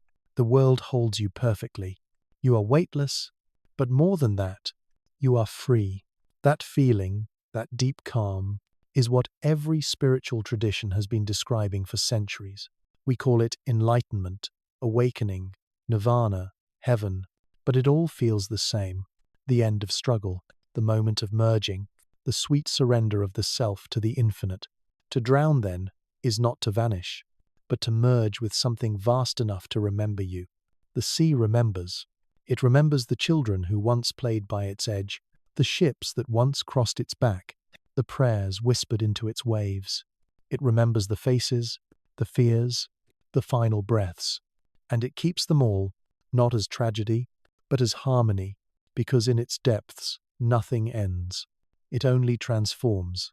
The philosopher Alan Watts once said, "You are something the universe is doing, in the same way a wave is something the ocean is doing." Maybe the fear of drowning comes from forgetting that we are the water. We believe we are the swimmer, separate, struggling, fragile, when in truth, we were never apart. The ocean doesn't watch us sink. It takes us back into itself. It completes the circle. And maybe, if you think about it, the opposite of drowning isn't breathing. It's remembering. You don't have to die to understand this. You only have to stop fighting the current. In sleep, in silence, in love, you can learn to let go, to dissolve into the rhythm that has always carried you. That's what this whole story has been about. Not about cities or ruins or lost gods, but about release. About remembering that every rise must fall, and every fall is a form of grace. So tonight, as you listen, don't be afraid to sink a little. Let your thoughts drift downward, slow and quiet. Let the water take their weight. There is nothing to lose down here, nothing to prove, only the slow hum of the deep and the warmth of belonging. When you finally let go, you will not disappear, you will expand, and in that expansion, you will hear the softest sound, the one that has been waiting beneath everything, the ocean breathing through you, long silence, soft bubbles, a low heartbeat. The sound fades into a single, slow inhale, then peace. Close your eyes. Now, imagine the impossible. Imagine that the oceans are gone. No tides, no waves, no whisper of surf meeting sand.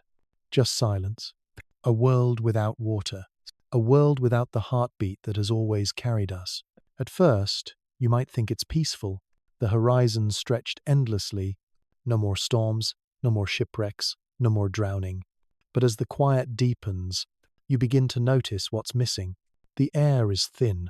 The wind no longer has a song. The sky feels smaller, somehow. The moon rises, but nothing stirs in response. Its pull, once answered by the ocean's tides, now fades into emptiness. The earth stops breathing.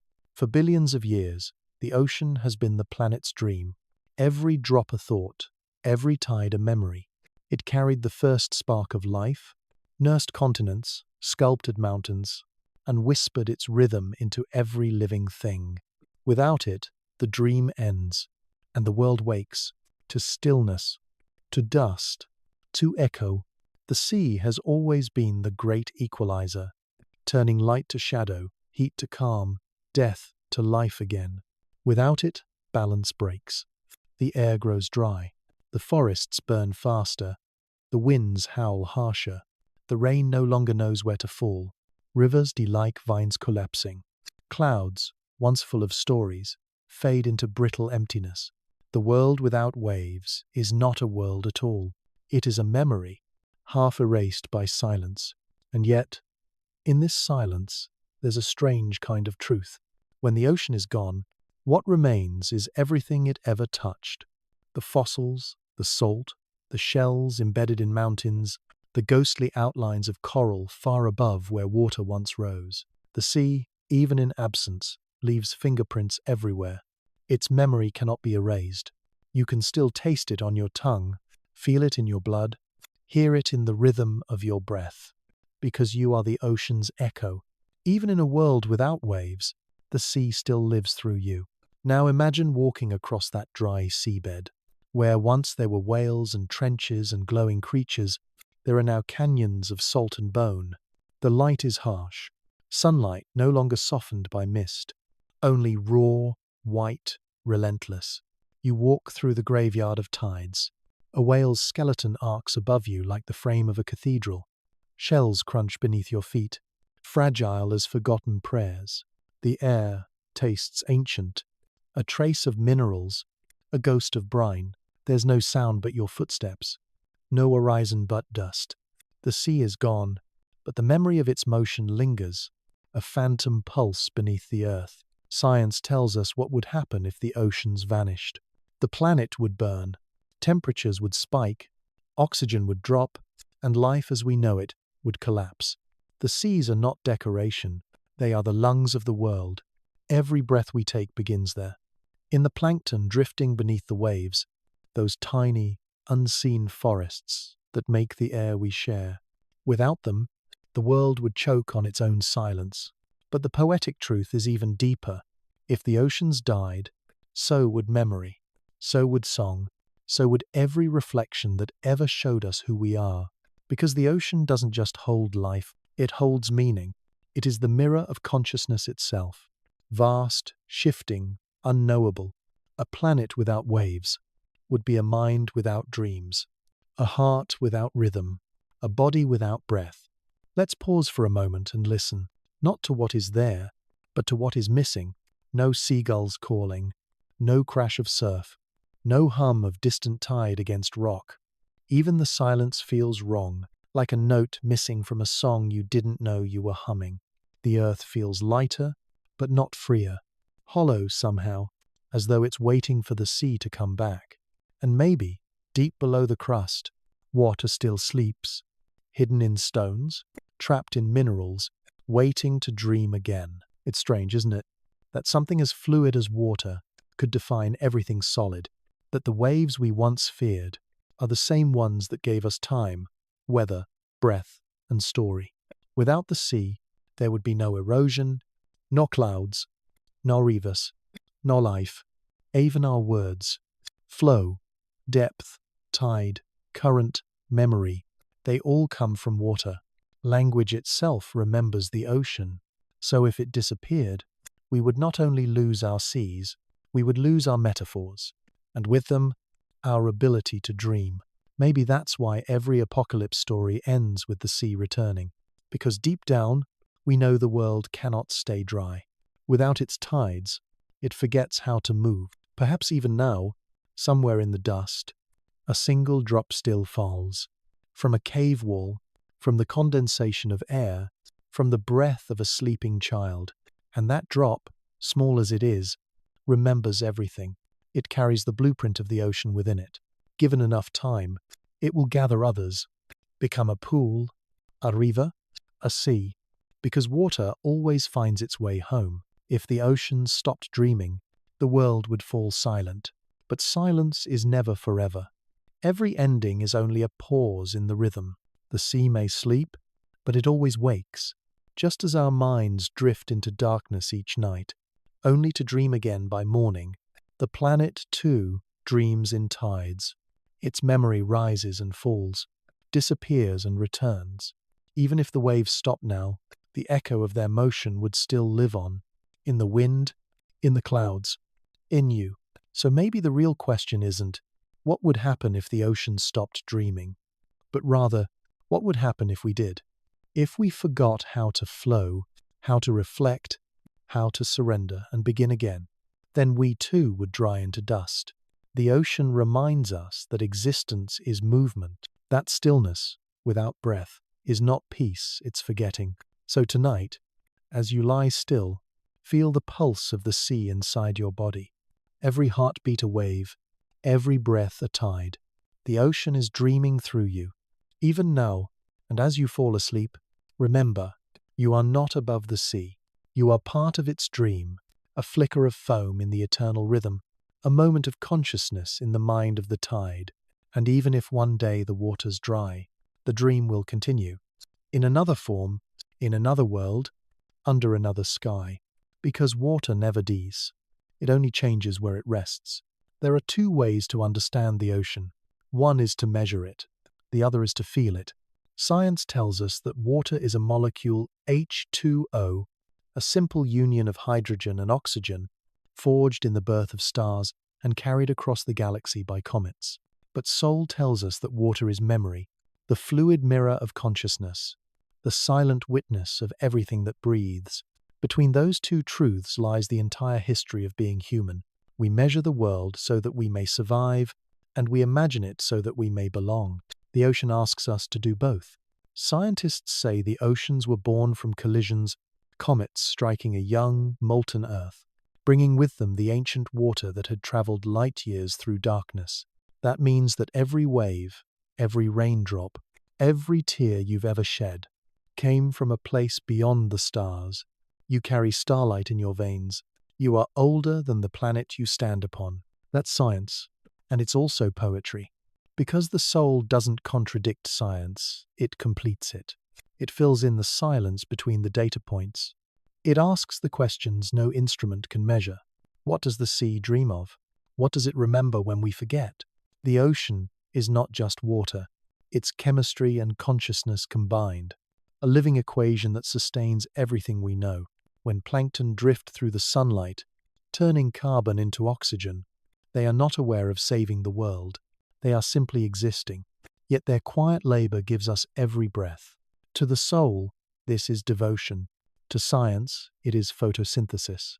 But perhaps they are the same thing. Different names for the same act of love. Close your eyes. Imagine standing on a cliff at dawn, the air cool and electric, the horizon glowing where sky meets sea. Beneath you, the waves move with perfect rhythm, not chaotic, not random, but mathematical, harmonic.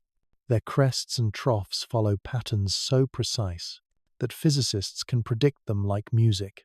Each wave carries energy, travels across the globe, and never truly dies. It simply transfers, transforms, continues. If that isn't consciousness, then what is? Science calls it energy conservation. Philosophy calls it eternity. The heart calls it peace. Somewhere deep beneath those waves, currents flow in silence. The thermohaline circulation, a vast river within the sea, moves slowly through every ocean on Earth, taking nearly 1,000 years to complete one full loop. It connects every coastline, every climate, every living thing. A single breath in Iceland may one day become a cloud over the Pacific. A drop that once touched Antarctica may return centuries later as rain over a forest in Africa. The Earth is one body, and water is its bloodstream. We are not separate from that system. Every cell in our body follows the same logic. Flow, exchange, renewal. We are small oceans wearing human shapes. But the modern age, the age of water, has forgotten this dual dream. We study the ocean, we map it, we exploit it. But we no longer listen to it. We extract from it without asking what it gives. We fear its storms, but ignore its silence. We build machines to measure its depth, but not our own. Yet even in our arrogance, the sea remains patient. It does not argue. It only mirrors, and what it reflects is the truth of our time, that we have become louder than the planet that made us. Still, there is hope, because science itself is beginning to remember the poetry it once forgot. Oceanographers now speak of planetary intelligence. Astrobiologists describe the seas of Europa and Enceladus as thinking environments, places where chemistry might become aware of itself. Physicists studying fluid dynamics find equations that mirror the patterns of brain waves and music. Neuroscientists, in turn, compare the human mind to an ocean of electrical tides. Everything circles back. Every discovery the mind makes leads it back to the sea. If the ocean is the Earth's consciousness, then humanity is its dream. We are the part of the sea that learned to look at itself, to ask why, to imagine, to love. And if that is true, then every act of curiosity is sacred. Every question is a tide returning home. You might ask, does the sea think? Does it feel? Science will tell you no, not in the way we do. It has no neurons, no brain, no language. But then, the ocean doesn't need a brain to move in wisdom. It has gravity, salinity, pressure, rhythm, laws older than biology. It responds to the moon's call with devotion so precise that even planets envy its grace. Perhaps that is thought, not the thought of words, but of harmony.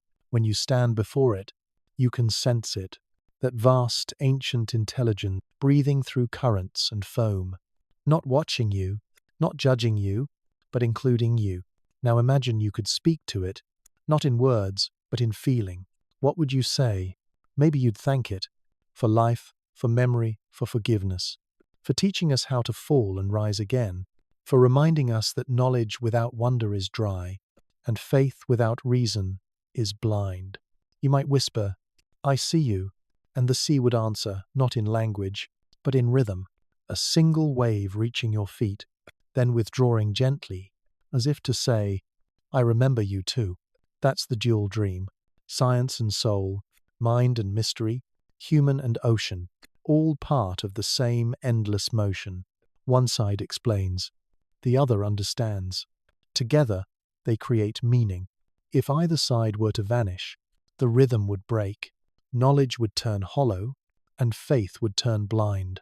But when they move together, when logic and wonder breathe in harmony, the world feels alive again. Tonight, as you drift into sleep, let both halves of you, the scientist and the dreamer, float together.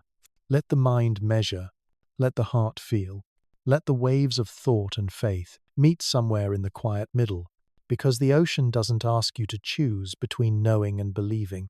It only asks you to listen, to remember that even equations can be prayers, and that every ripple of curiosity is an act of love.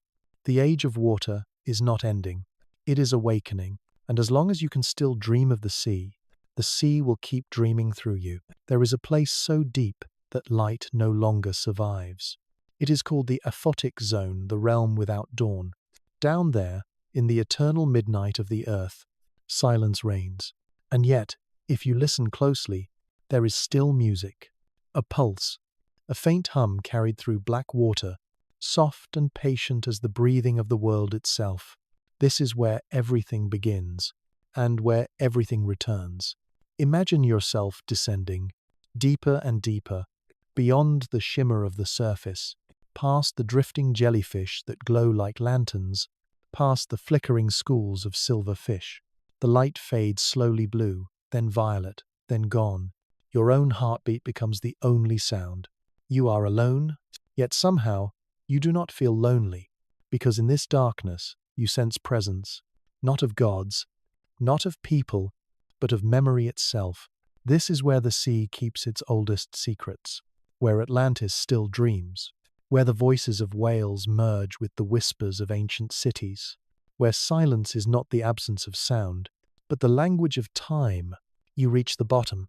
The sand here is untouched, smooth as sleep. Above you, miles of water press down, but you feel no weight, only stillness. A faint glow begins to appear on the horizon of the deep, not from the sun, but from life. Tiny creatures, plankton, worms, fish, shine softly, each one carrying a spark of light in the endless dark. Together, they form constellations beneath the sea, like a mirror image of the stars above. It's as if the universe has folded in on itself, one sky below, one sky above, and you are floating between them. For a long time, you just watch. No motion, no thought, just light, just breath, just existence, pure and unspoken. There's a word the ocean knows but never says. Continuity. Nothing ends here. Not light, not sound, not even silence. Everything transforms. The bones of whales become mountains. The bodies of plankton become stone. The ruins of cities turn into coral. And even the echoes of human prayers become vibrations carried by the current, forever circling the globe. If you could hear it, it would sound like music, low, infinite, woven from every sigh, every word, every heartbeat that ever was. That's the ocean's final song, a composition written by everything that has ever lived and still lives through it. The scientists call it ambient biophony. The mystics call it the voice of God. But the truth is simpler. It's just the sound of being. When you listen without ears, you begin to feel it inside your bones. A vibration that hums in rhythm with your blood. A resonance that doesn't come from outside, but from within. It is the same tone that existed before words, before planets, before light itself. It is the sound of the deep remembering its own creation. You close your eyes. You can't tell whether you are floating in water or in sky. Both feel infinite. Both feel the same. And suddenly, you realize something. The ocean doesn't reflect the stars.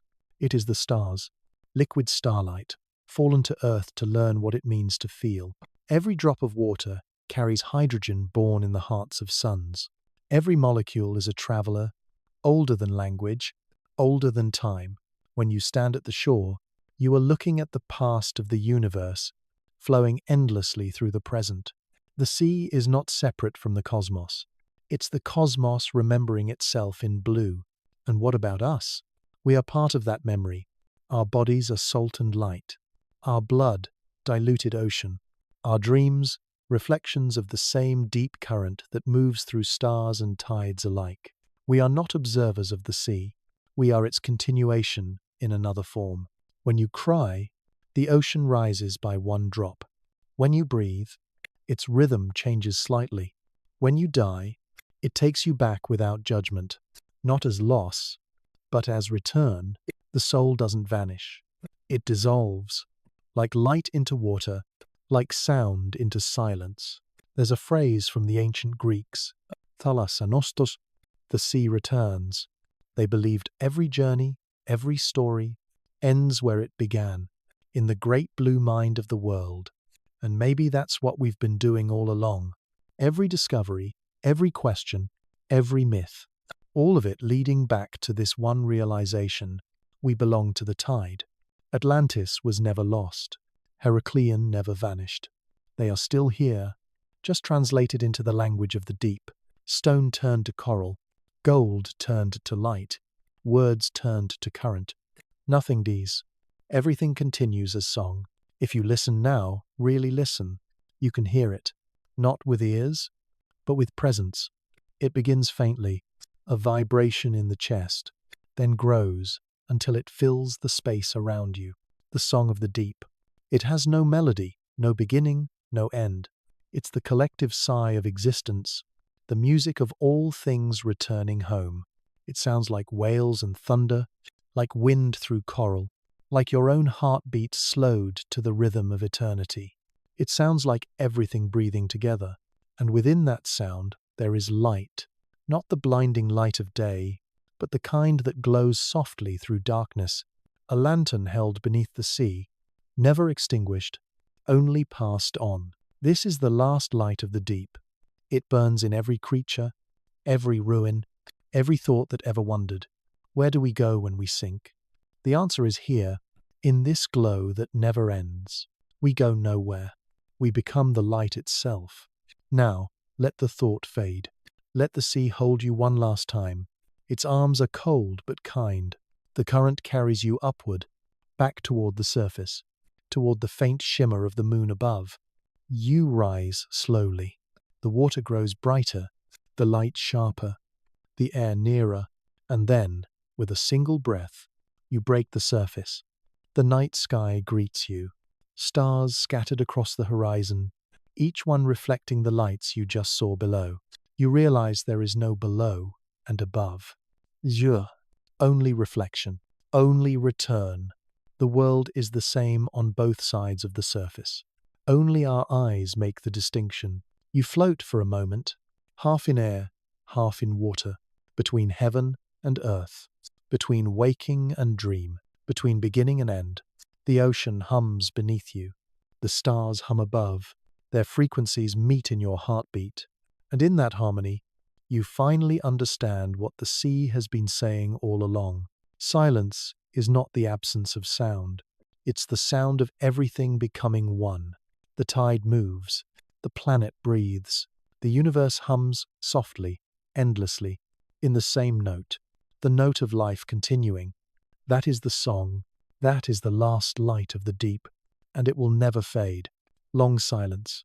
Soft echo of water against rock, then a slow, distant whale call fading into darkness. The world is quiet now. The tide has slowed. The stars have dimmed, and the sea, vast and patient, exhales one final time before sleep. You are floating, not in a place, not in a moment, but in something deeper. You can feel the ocean cradling you, its rhythm matching your breath, its pulse aligning with your heart. Everything that once seemed separate, the waves, the wind, the stars, your thoughts, has softened into one continuous hum. And that hum is not outside you, it is you. Close your eyes. Breathe slowly. Each inhale draws the sea in. Each exhale lets it go. You are the tide now, rising, falling, endlessly returning. Somewhere in the distance, a whale sings. The sound is low, vast, ancient, as if the deep itself is whispering to you.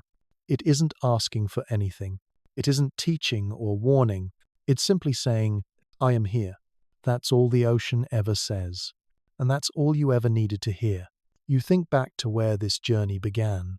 A myth, a whisper, a city swallowed by the sea. Atlantis. Heracleion. the worlds that vanished, the worlds that survived in story. At first, you came searching for truth, for evidence, for maps, for ruins. But somewhere along the way, you found something else. A reflection. The drowned civilizations weren't just histories of stone, they were metaphors for us. For every dream we build, every loss we carry, every rebirth we quietly live through. We are all Atlantis. We rise, we fall, and the sea of time keeps our memory long after we are gone. Now you understand what the philosophers meant when they said that truth is like water. It cannot be held. It cannot be owned. The tighter you grasp it, the quicker it slips away. And yet, it never disappears. It becomes rain. It becomes mist. It becomes breath.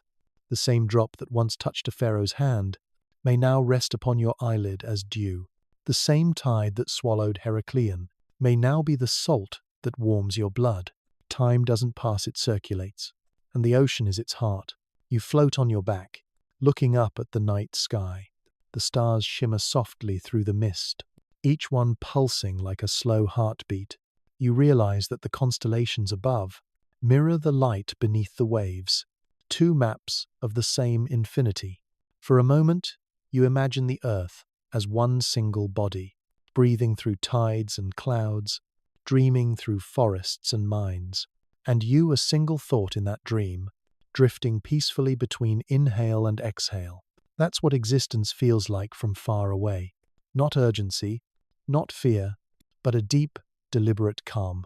Let the calm spread through you now, from your feet to your chest, from your chest to your breath, from your breath to your thoughts. The ocean, which once roared, now murmurs. Its rhythm is steady, circular, eternal. You can hear the small sounds, the soft chime of distant coral shifting, the hum of current brushing against rock, the whisper of plankton drifting like dust in sunlight. Each sound carries a story of creation, of memory, of return, and somewhere deep within, your own heartbeat joins them. Everything you have ever loved is part of this same current. Every face, every name, every memory, they're all ripples moving outward.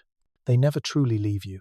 They simply travel further until one day they circle back as light.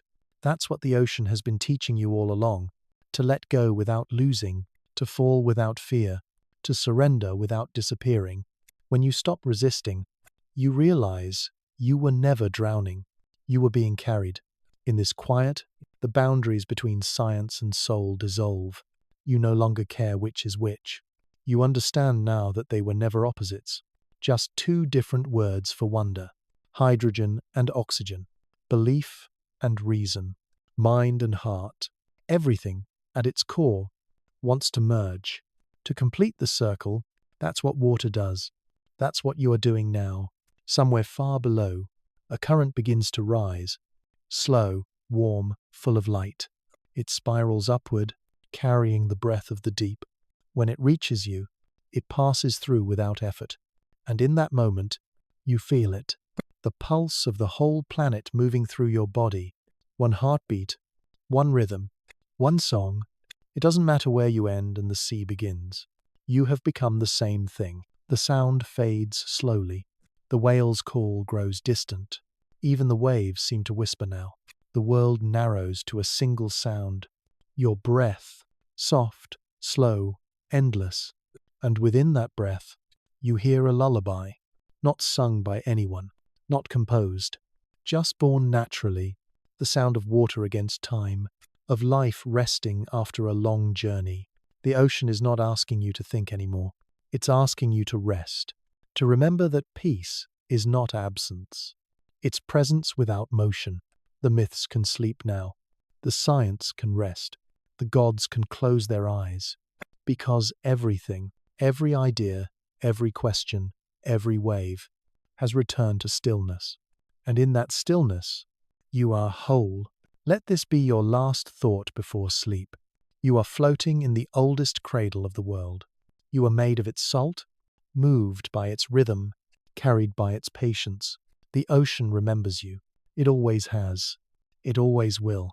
And as you drift further into rest, The water holds you gently, whispering in the language of dreams. You are safe. You are part of everything. You are home. Long silence. Soft heartbeat slows until it fades. Only the sound of calm water remains. Steady, eternal, infinite.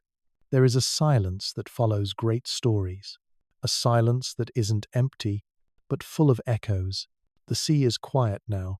The waves have folded themselves back into stillness, and the surface lies calm, as if listening to its own heartbeat beneath the dark. You are floating in that silence, not above it, not beside it, inside it. The line between body and water has disappeared. What remains is awareness. Light, soft, infinite. The ocean is no longer something you look at. It is something you are. The journey has ended, and yet it continues. The dream of Atlantis still glows faintly beneath the waves, not as a city of marble and gold, but as an idea that refuses to drown. Heracleion still breathes through its sunken temples. Petri still hums in the rhythm of the current. Each ruin, each fragment, is a letter in the alphabet of eternity, and the ocean is still reading it aloud, slowly, softly, patiently. Maybe that's what the ancients understood better than us, that nothing sacred ever truly vanishes. It only changes the language in which it speaks. The moon rises again. Its reflection stretches across the sea like a bridge of silver. The night air tastes of salt and sleep. You can almost see the light reaching down, touching the ruins, awakening them in slow motion. Statues that once slept open their stone eyes. The sand stirs around the columns. The ancient mosaics gleam again, as if remembering who they were. It's not magic, it's memory. The deep remembering itself through light. If you could listen closely enough, you might hear something moving beneath the calm, a quiet stirring, like thought forming at the edge of a dream, because the sea, even when still, never stops dreaming. It dreams of the first rain that touched the earth. It dreams of the first creature that learned to swim. It dreams of the first human who stood by its shore and wondered where the horizon ended. And now it dreams of you. It carries your reflection, your breath, your story, just as it once carried Atlantis and Heracleion. The sea doesn't keep things apart. It keeps them alive. You remember now the first time you ever saw the ocean, how it felt endless, terrifying, magnificent. You didn't have words for it then. You only knew that it made you feel small, but in a comforting way. Small like a drop of rain in a storm, part of something far greater than yourself. That feeling was truth, not fear. And now, after everything you've seen, the drowned cities, the stars reflected in the waves, the long silence of the deep, you finally understand why. The sea wasn't showing you your limits. It was showing you your belonging. Science has measured the ocean's depth, its temperature, its motion, its salt, but no instrument has ever measured its dream. No satellite can chart the shape of its longing, and yet that longing is what connects us all, because we, too, dream in waves. Our thoughts rising and falling, our hearts following invisible tides. The neurons that fire in your brain tonight, the pulses that carry your dreams, move with the same rhythm as the ocean's current. It's all one pattern, repeating endlessly. Breath, tide, memory, return. Even your sleep tonight is part of that great circulation. As you rest, the earth continues to turn, the ocean continues to breathe, and the universe continues to hum its quiet song. You are not separate from it. You are the instrument through which it sings. The great philosophers of water, Taoists, Sufis, Stoics, poets, all came to the same truth from different shores, that the purpose of life is not to rise above the sea, but to learn how to float upon it, not to resist the current, but to listen to it. Every wave that crashes upon the sand is the same wave returning from the beginning of time. It has carried the dust of stars, the tears of civilizations, the dreams of creatures we'll never know. And now it carries you. If you could see from far above, you'd realize how beautiful the pattern truly is. From the orbit of the moon, the earth looks alive, blue veins of ocean glowing faintly in the dark, like consciousness itself seen from the outside. The clouds swirl like thoughts. The currents flow like dreams. Every continent, every storm, every breath, moving in perfect, patient symmetry. That's what home looks like. Not a house, not a land, but a rhythm, a song of motion that never ends. The sea hums softly beneath you. The sound is neither sad nor joyful. It simply is. Complete. Whole. You can feel it wrapping around your senses. The slow pressure of the deep. The subtle weight of peace. For a moment, you imagine what it would be like if humanity could feel this same calm. If every city, every border, every noise could fade into the quiet music of the tide. We would stop building walls. We would start listening. And maybe, for the first time, we would hear the planets sing. But that's the beauty of dreams. They don't end when you wake. They leave traces, salt on your lips, light in your chest, a soft echo that follows you through the day. Tomorrow, when you open your eyes, you won't remember every word, but you'll remember the feeling, the weightlessness, the warmth, the slow pulse of belonging. That's the ocean inside you, still moving, still whispering. And as long as it moves, you will never be alone. Let this be the final prayer. May your heart be as deep as the sea, your mind as wide as the tide, and your soul as patient as the moon that guides them both. May you learn to listen to the silence between waves, and may that silence remind you that you are already whole. You have come from the ocean, and one day you will return to it, not in fear, but in peace. For in the end, every tide comes home. Every dream finds the deep again. Every soul becomes water. Now, the light fades gently. The horizon dissolves. The sea falls completely still. You take one last breath and feel the quiet fill every corner of your being. And then nothing. Only calm. Only the deep. The dream continues. And so do you. I have been here longer than you can imagine. Long before your cities rose. Before your gods had names. Before your hearts learned to measure time, I was already moving, already dreaming. You call me ocean, but that is only one of my names. To the stars, I am reflection. To the moon, I am rhythm. To the earth, I am memory. And to you, I am everything you have ever been. I remember the first time you touched me. You were small then, fragile, curious. You knelt by my edge and saw your reflection trembling on the surface. You thought it was just light. You didn't realize it was recognition. You looked into me, and I looked back. And in that moment, something ancient awoke inside you. You understood, without words, that I was your beginning, and one day I would be your return. I have watched you grow. I have seen you carve ships from trees, chase horizons, draw maps of my body. You gave me borders, names, latitudes, coordinates, as if I could ever be contained. And yet, I never resisted. I let you sail across me, build upon my shores, dream of lands beyond my reach. Because that is what children do. They leave home, so that one day they can find their way back. But lately, you have forgotten. You have forgotten my voice. You no longer listen when I breathe. You have turned my patience into resource, my silence into emptiness. You dig into my floor for oil and minerals, spill your poisons into my veins, and call it progress. You build walls against my tides, forgetting that I am not your enemy. I am your pulse. I am the rhythm that keeps the planet alive. When you wound me, you wound yourself. When you forget me, you begin to forget what it means to belong. I do not speak in anger. The sea does not know anger. It only knows balance. I do not punish. I correct. When the storms rise, when the waves reclaim what you built too close to my heart, remember, I am not destroying you.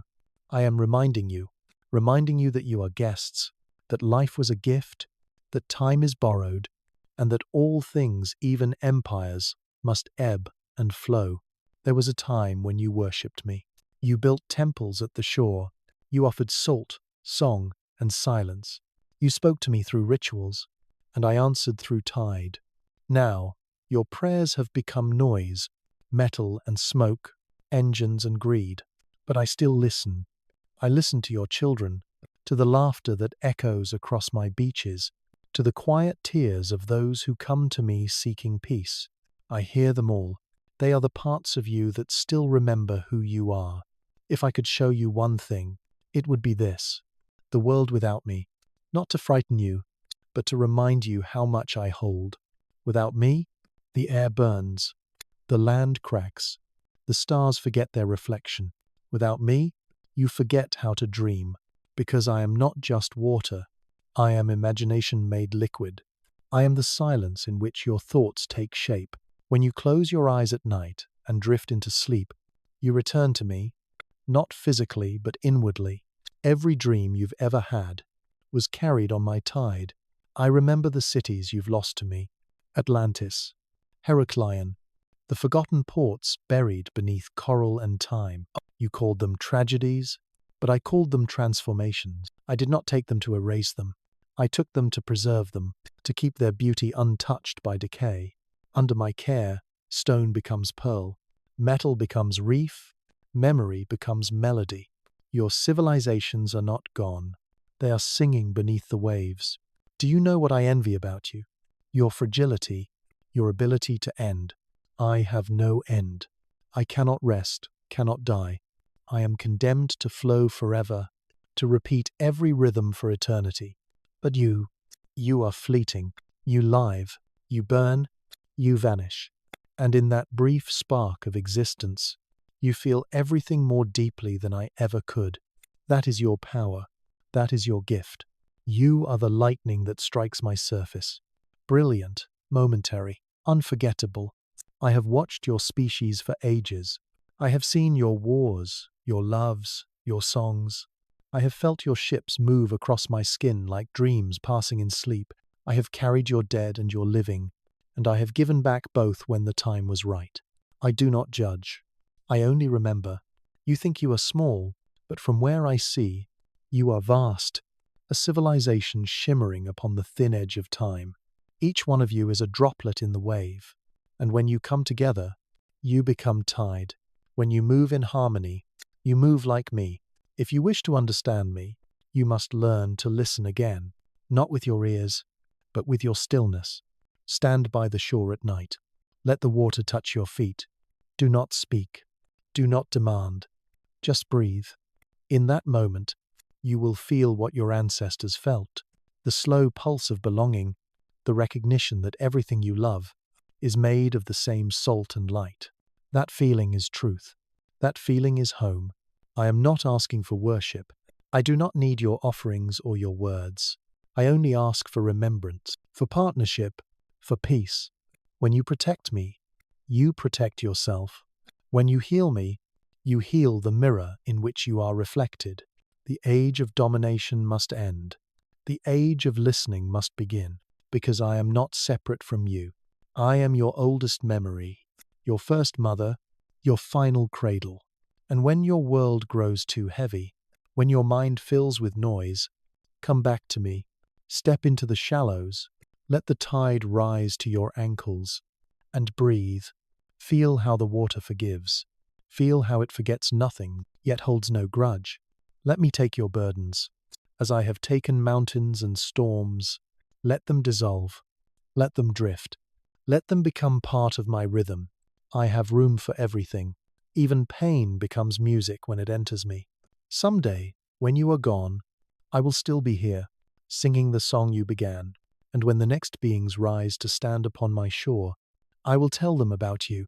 I will tell them that once there were creatures who looked at me and saw themselves, who dreamed of me, who built stories to explain the silence. And I will tell them that, for a time, we remembered each other. Now rest. The tide has slowed. The stars lean closer. The night wraps its arms around the sea. Sleep, child of salt and starlight. The current will hold you. The dream will carry you. The water will remember your name. And when you wake, I will still be here, waiting, whispering through every wave, singing softly, endlessly. You were never apart from me. You were always the sea. Long silence. Soft hum of waves in the dark. A final pulse of water fades into stillness. There comes a moment after every ending when silence begins to take form again. It begins not as sound but as light, a faint shimmer on the edge of memory, a soft pulse echoing in the infinite dark.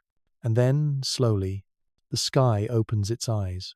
Up here, above everything, there is no water, no shore, no tide, and yet everything moves as though the ocean was still breathing.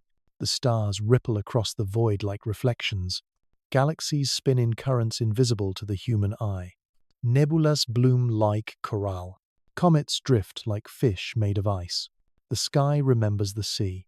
It remembers the feeling of movement, of waves, of rhythm.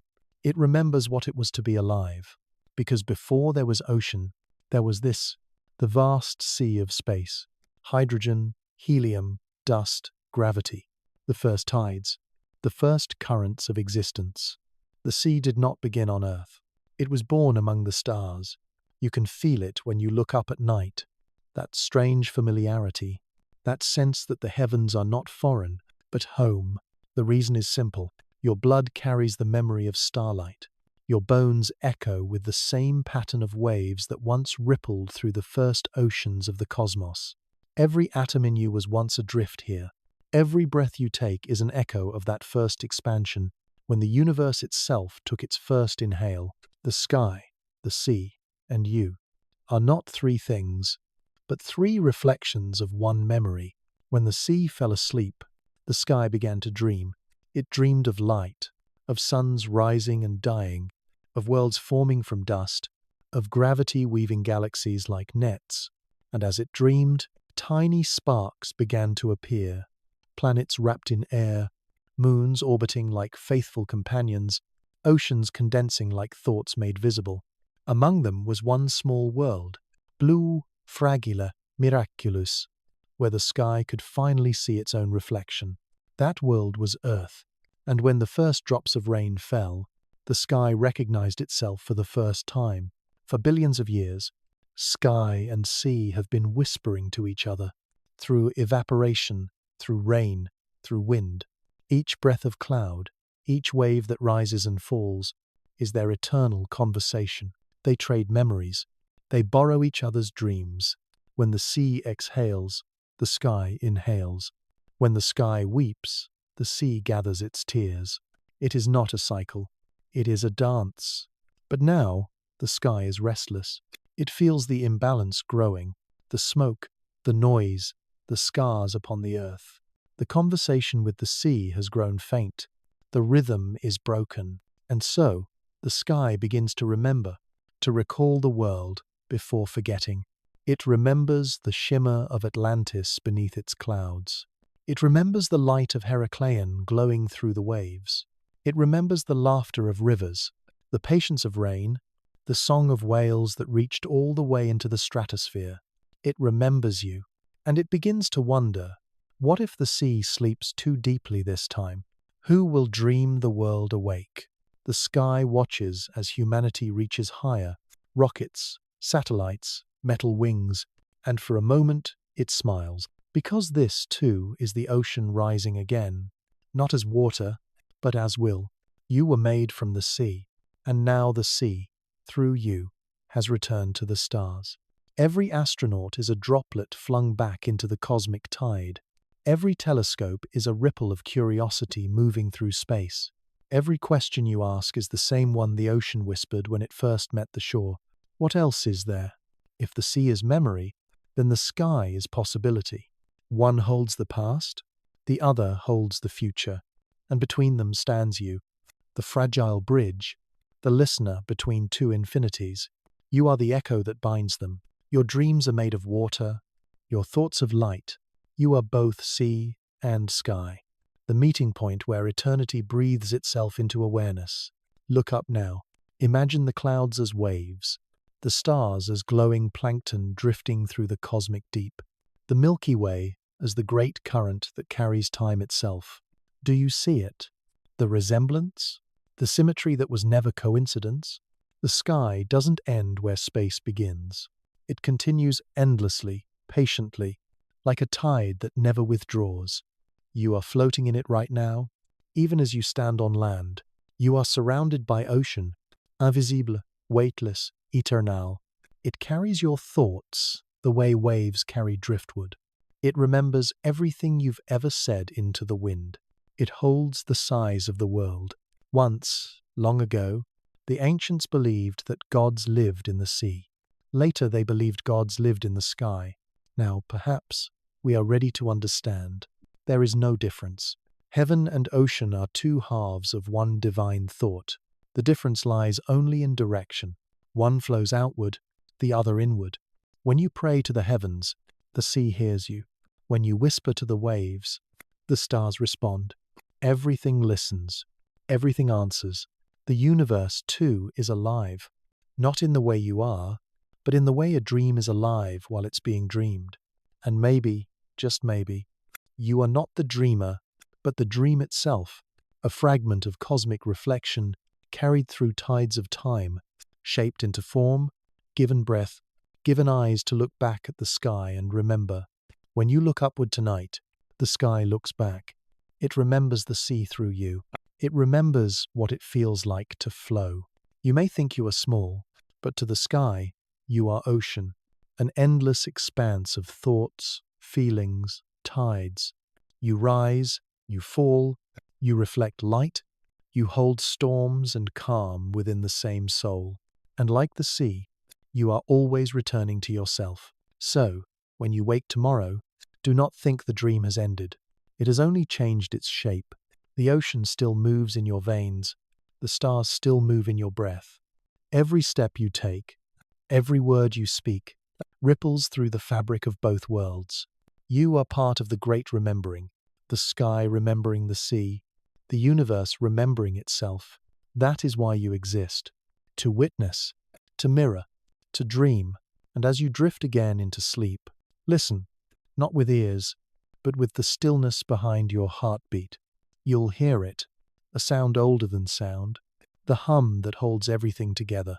It is the same pulse that moved through Atlantis, the same note that carried the first whale's song, the same vibration that turns light into motion, the hum of the cosmos, the whisper of the ocean, the breath of the dream, all one. The sky remembers the sea, and the sea remembers you. Silence, the faint sound of wind blending with water, a soft tone neither wave nor star holds, fades, and becomes still. There is a truth so quiet it almost cannot be spoken. Everything returns, not only rivers to the sea, or clouds to the sky, but light to silence, silence to song, and song to light again. The universe breathes in cycles. It opens, expands, cools, gathers, brightens, dims, and dreams. And within that vast rhythm, water is the most tender messenger, the keeper of memory, the vessel of return. Close your eyes. Imagine the oldest night you can. No continents, no creatures, only heat and dark. Inside that darkness, atoms gather. Hydrogen meets itself, fuses into helium, and a star ignites. From that fire, heavier elements bloom oxygen among them. And when the star finally exhales its last light, those elements drift outward as dust. They wander, combine, condense, become comets, clouds, worlds. And somewhere, on a small blue planet, hydrogen and oxygen find one another and fall in love. They become water. They become ocean. They become you. To say that stars fall back to water is to say that the cosmos remembers. The spark that lit the first suns returns as a whisper upon the shore. The same breath that roared in a furnace now rests cool on your skin as mist. What is a tide, if not the galaxy, slowed down enough to touch? Listen, a wave approaches. It has crossed the world to find you, carrying the taste of continents and the scent of storms. In its curl is every sky it has ever mirrored. When it breaks at your feet, you are baptized not into a belief, but into a continuity older than language. The cycle is not a circle on paper. It is a living loop with room for sorrow and wonder. Stars are born from gravity and time. Water is born from stars. Life is born from water. Mind is born from life. And mind, looking back, calls to the stars and asks, "Where did I begin?" The answer arrives as tide. We imagine endings because we are brief. We imagine starts because we are tender. But the sea thinks in returns, and the sky thinks in echoes. Between them, the story becomes simple. What departs is what prepares to arrive. Picture a rainstorm over a sleeping ocean. Clouds gather from water that rose earlier under sunlit wind. Now the sky, heavy with its borrowed memory, tilts its bowl and offers everything back. The surface accepts each drop without judgment, folding impact into ripple, ripple into calm. In that exchange there is no transaction, no debt, only recognition.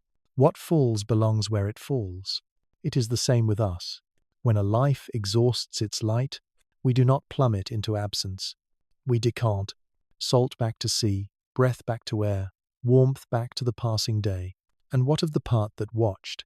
The quiet witness behind the eyes? Call it soul, mind, awareness, spark. Whatever name you give it, it obeys the same law. It returns to the field from which it borrowed its being. As starlight becomes water, attention becomes silence, and in silence the next attention is born. There is a tenderness to the cosmic loop that instruments cannot pass. Science will map the journey. Nebulous star, supernova, dust, planet, ocean cell, memory. But the heart hears the melody between those notes. Longing approach, union rest. Longing makes the cloud. Approach makes the rain. Union makes the wave. Rest makes the shore. Now drift with me into a slow imagining. High above the Atlantic, a river of icy stones turns in a dark ellipse. They are comets, sleeping archives of the early solar sea. Every 1,000 lifetimes, one is nudged sunward. It warms, sighs, grows a veil of vapor bright as a thought. Pieces shed like words from a mouth just learning to speak. Somewhere, beyond sound, a few of those pieces fall. They do not shatter the world. They seed it. They become lakes that no one names, snow that tastes of lichens, the damp breath of forests at dawn. One day, a child cups water in their hands and looks through it into light. They are seeing a star and a comet and an ocean all at once. They are seeing the cycle. Elsewhere, a whale turns in the blue. Its song passes through bone and salt, a long vowel of the earth. That sound travels farther than sight, brushing the continental shelf, grazing submerged statues, rattling a bell that fell from a temple now held by coral. The bell answers, not in metal but in memory. Wave meets wave. Song meets echo.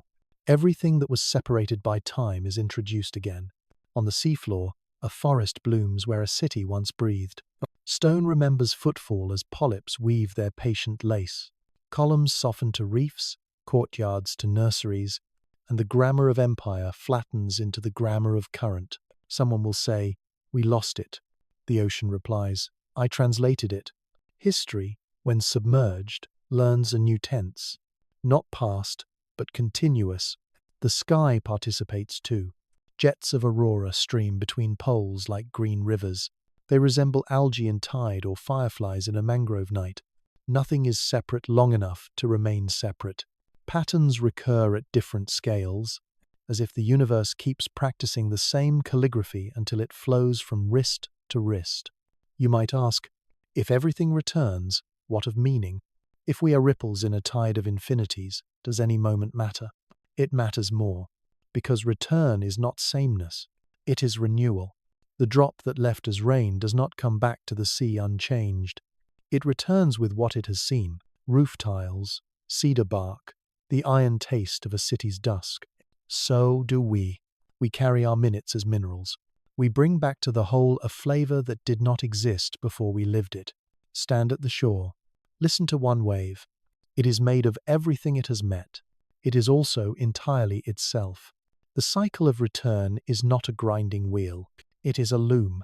Threads pass forward and back, shuttle through warp and weft. From distance, time looks like fabric. Stars as bright knots, cultures as colored bands, quiet centuries as gentle grounds of blue. Water is the weaver's hand. You are the shimmer as the cloth tilts toward light. Now the night lengthens. A line of silver opens along the horizon, the moon drawing tide like a bow pulls string. Somewhere inland, a sleeper turns on their pillow, breath-matching swell. There is no instruction here, only inheritance. Your lungs learned this cadence before your first name was spoken. Let us imagine one more return, the most intimate of all. You are older, and the room is soft with afternoon. Rain is working the window in quiet syllables.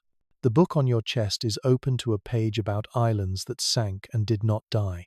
Your eyes close. Nothing dramatic occurs. No trumpet, no fair. Only a deep loosening, as if a knot beneath the heart releases its last thread. In that widening, your edges become water. Memories do not vanish. They expand beyond the need for sequence. Faces turn to warmth, voices to tones, places to colors. There is a moment of wondering. Am I ending? And the sea, which has been waiting at the threshold of every breath, says what it always says. Come home. You do not move. Movement becomes you.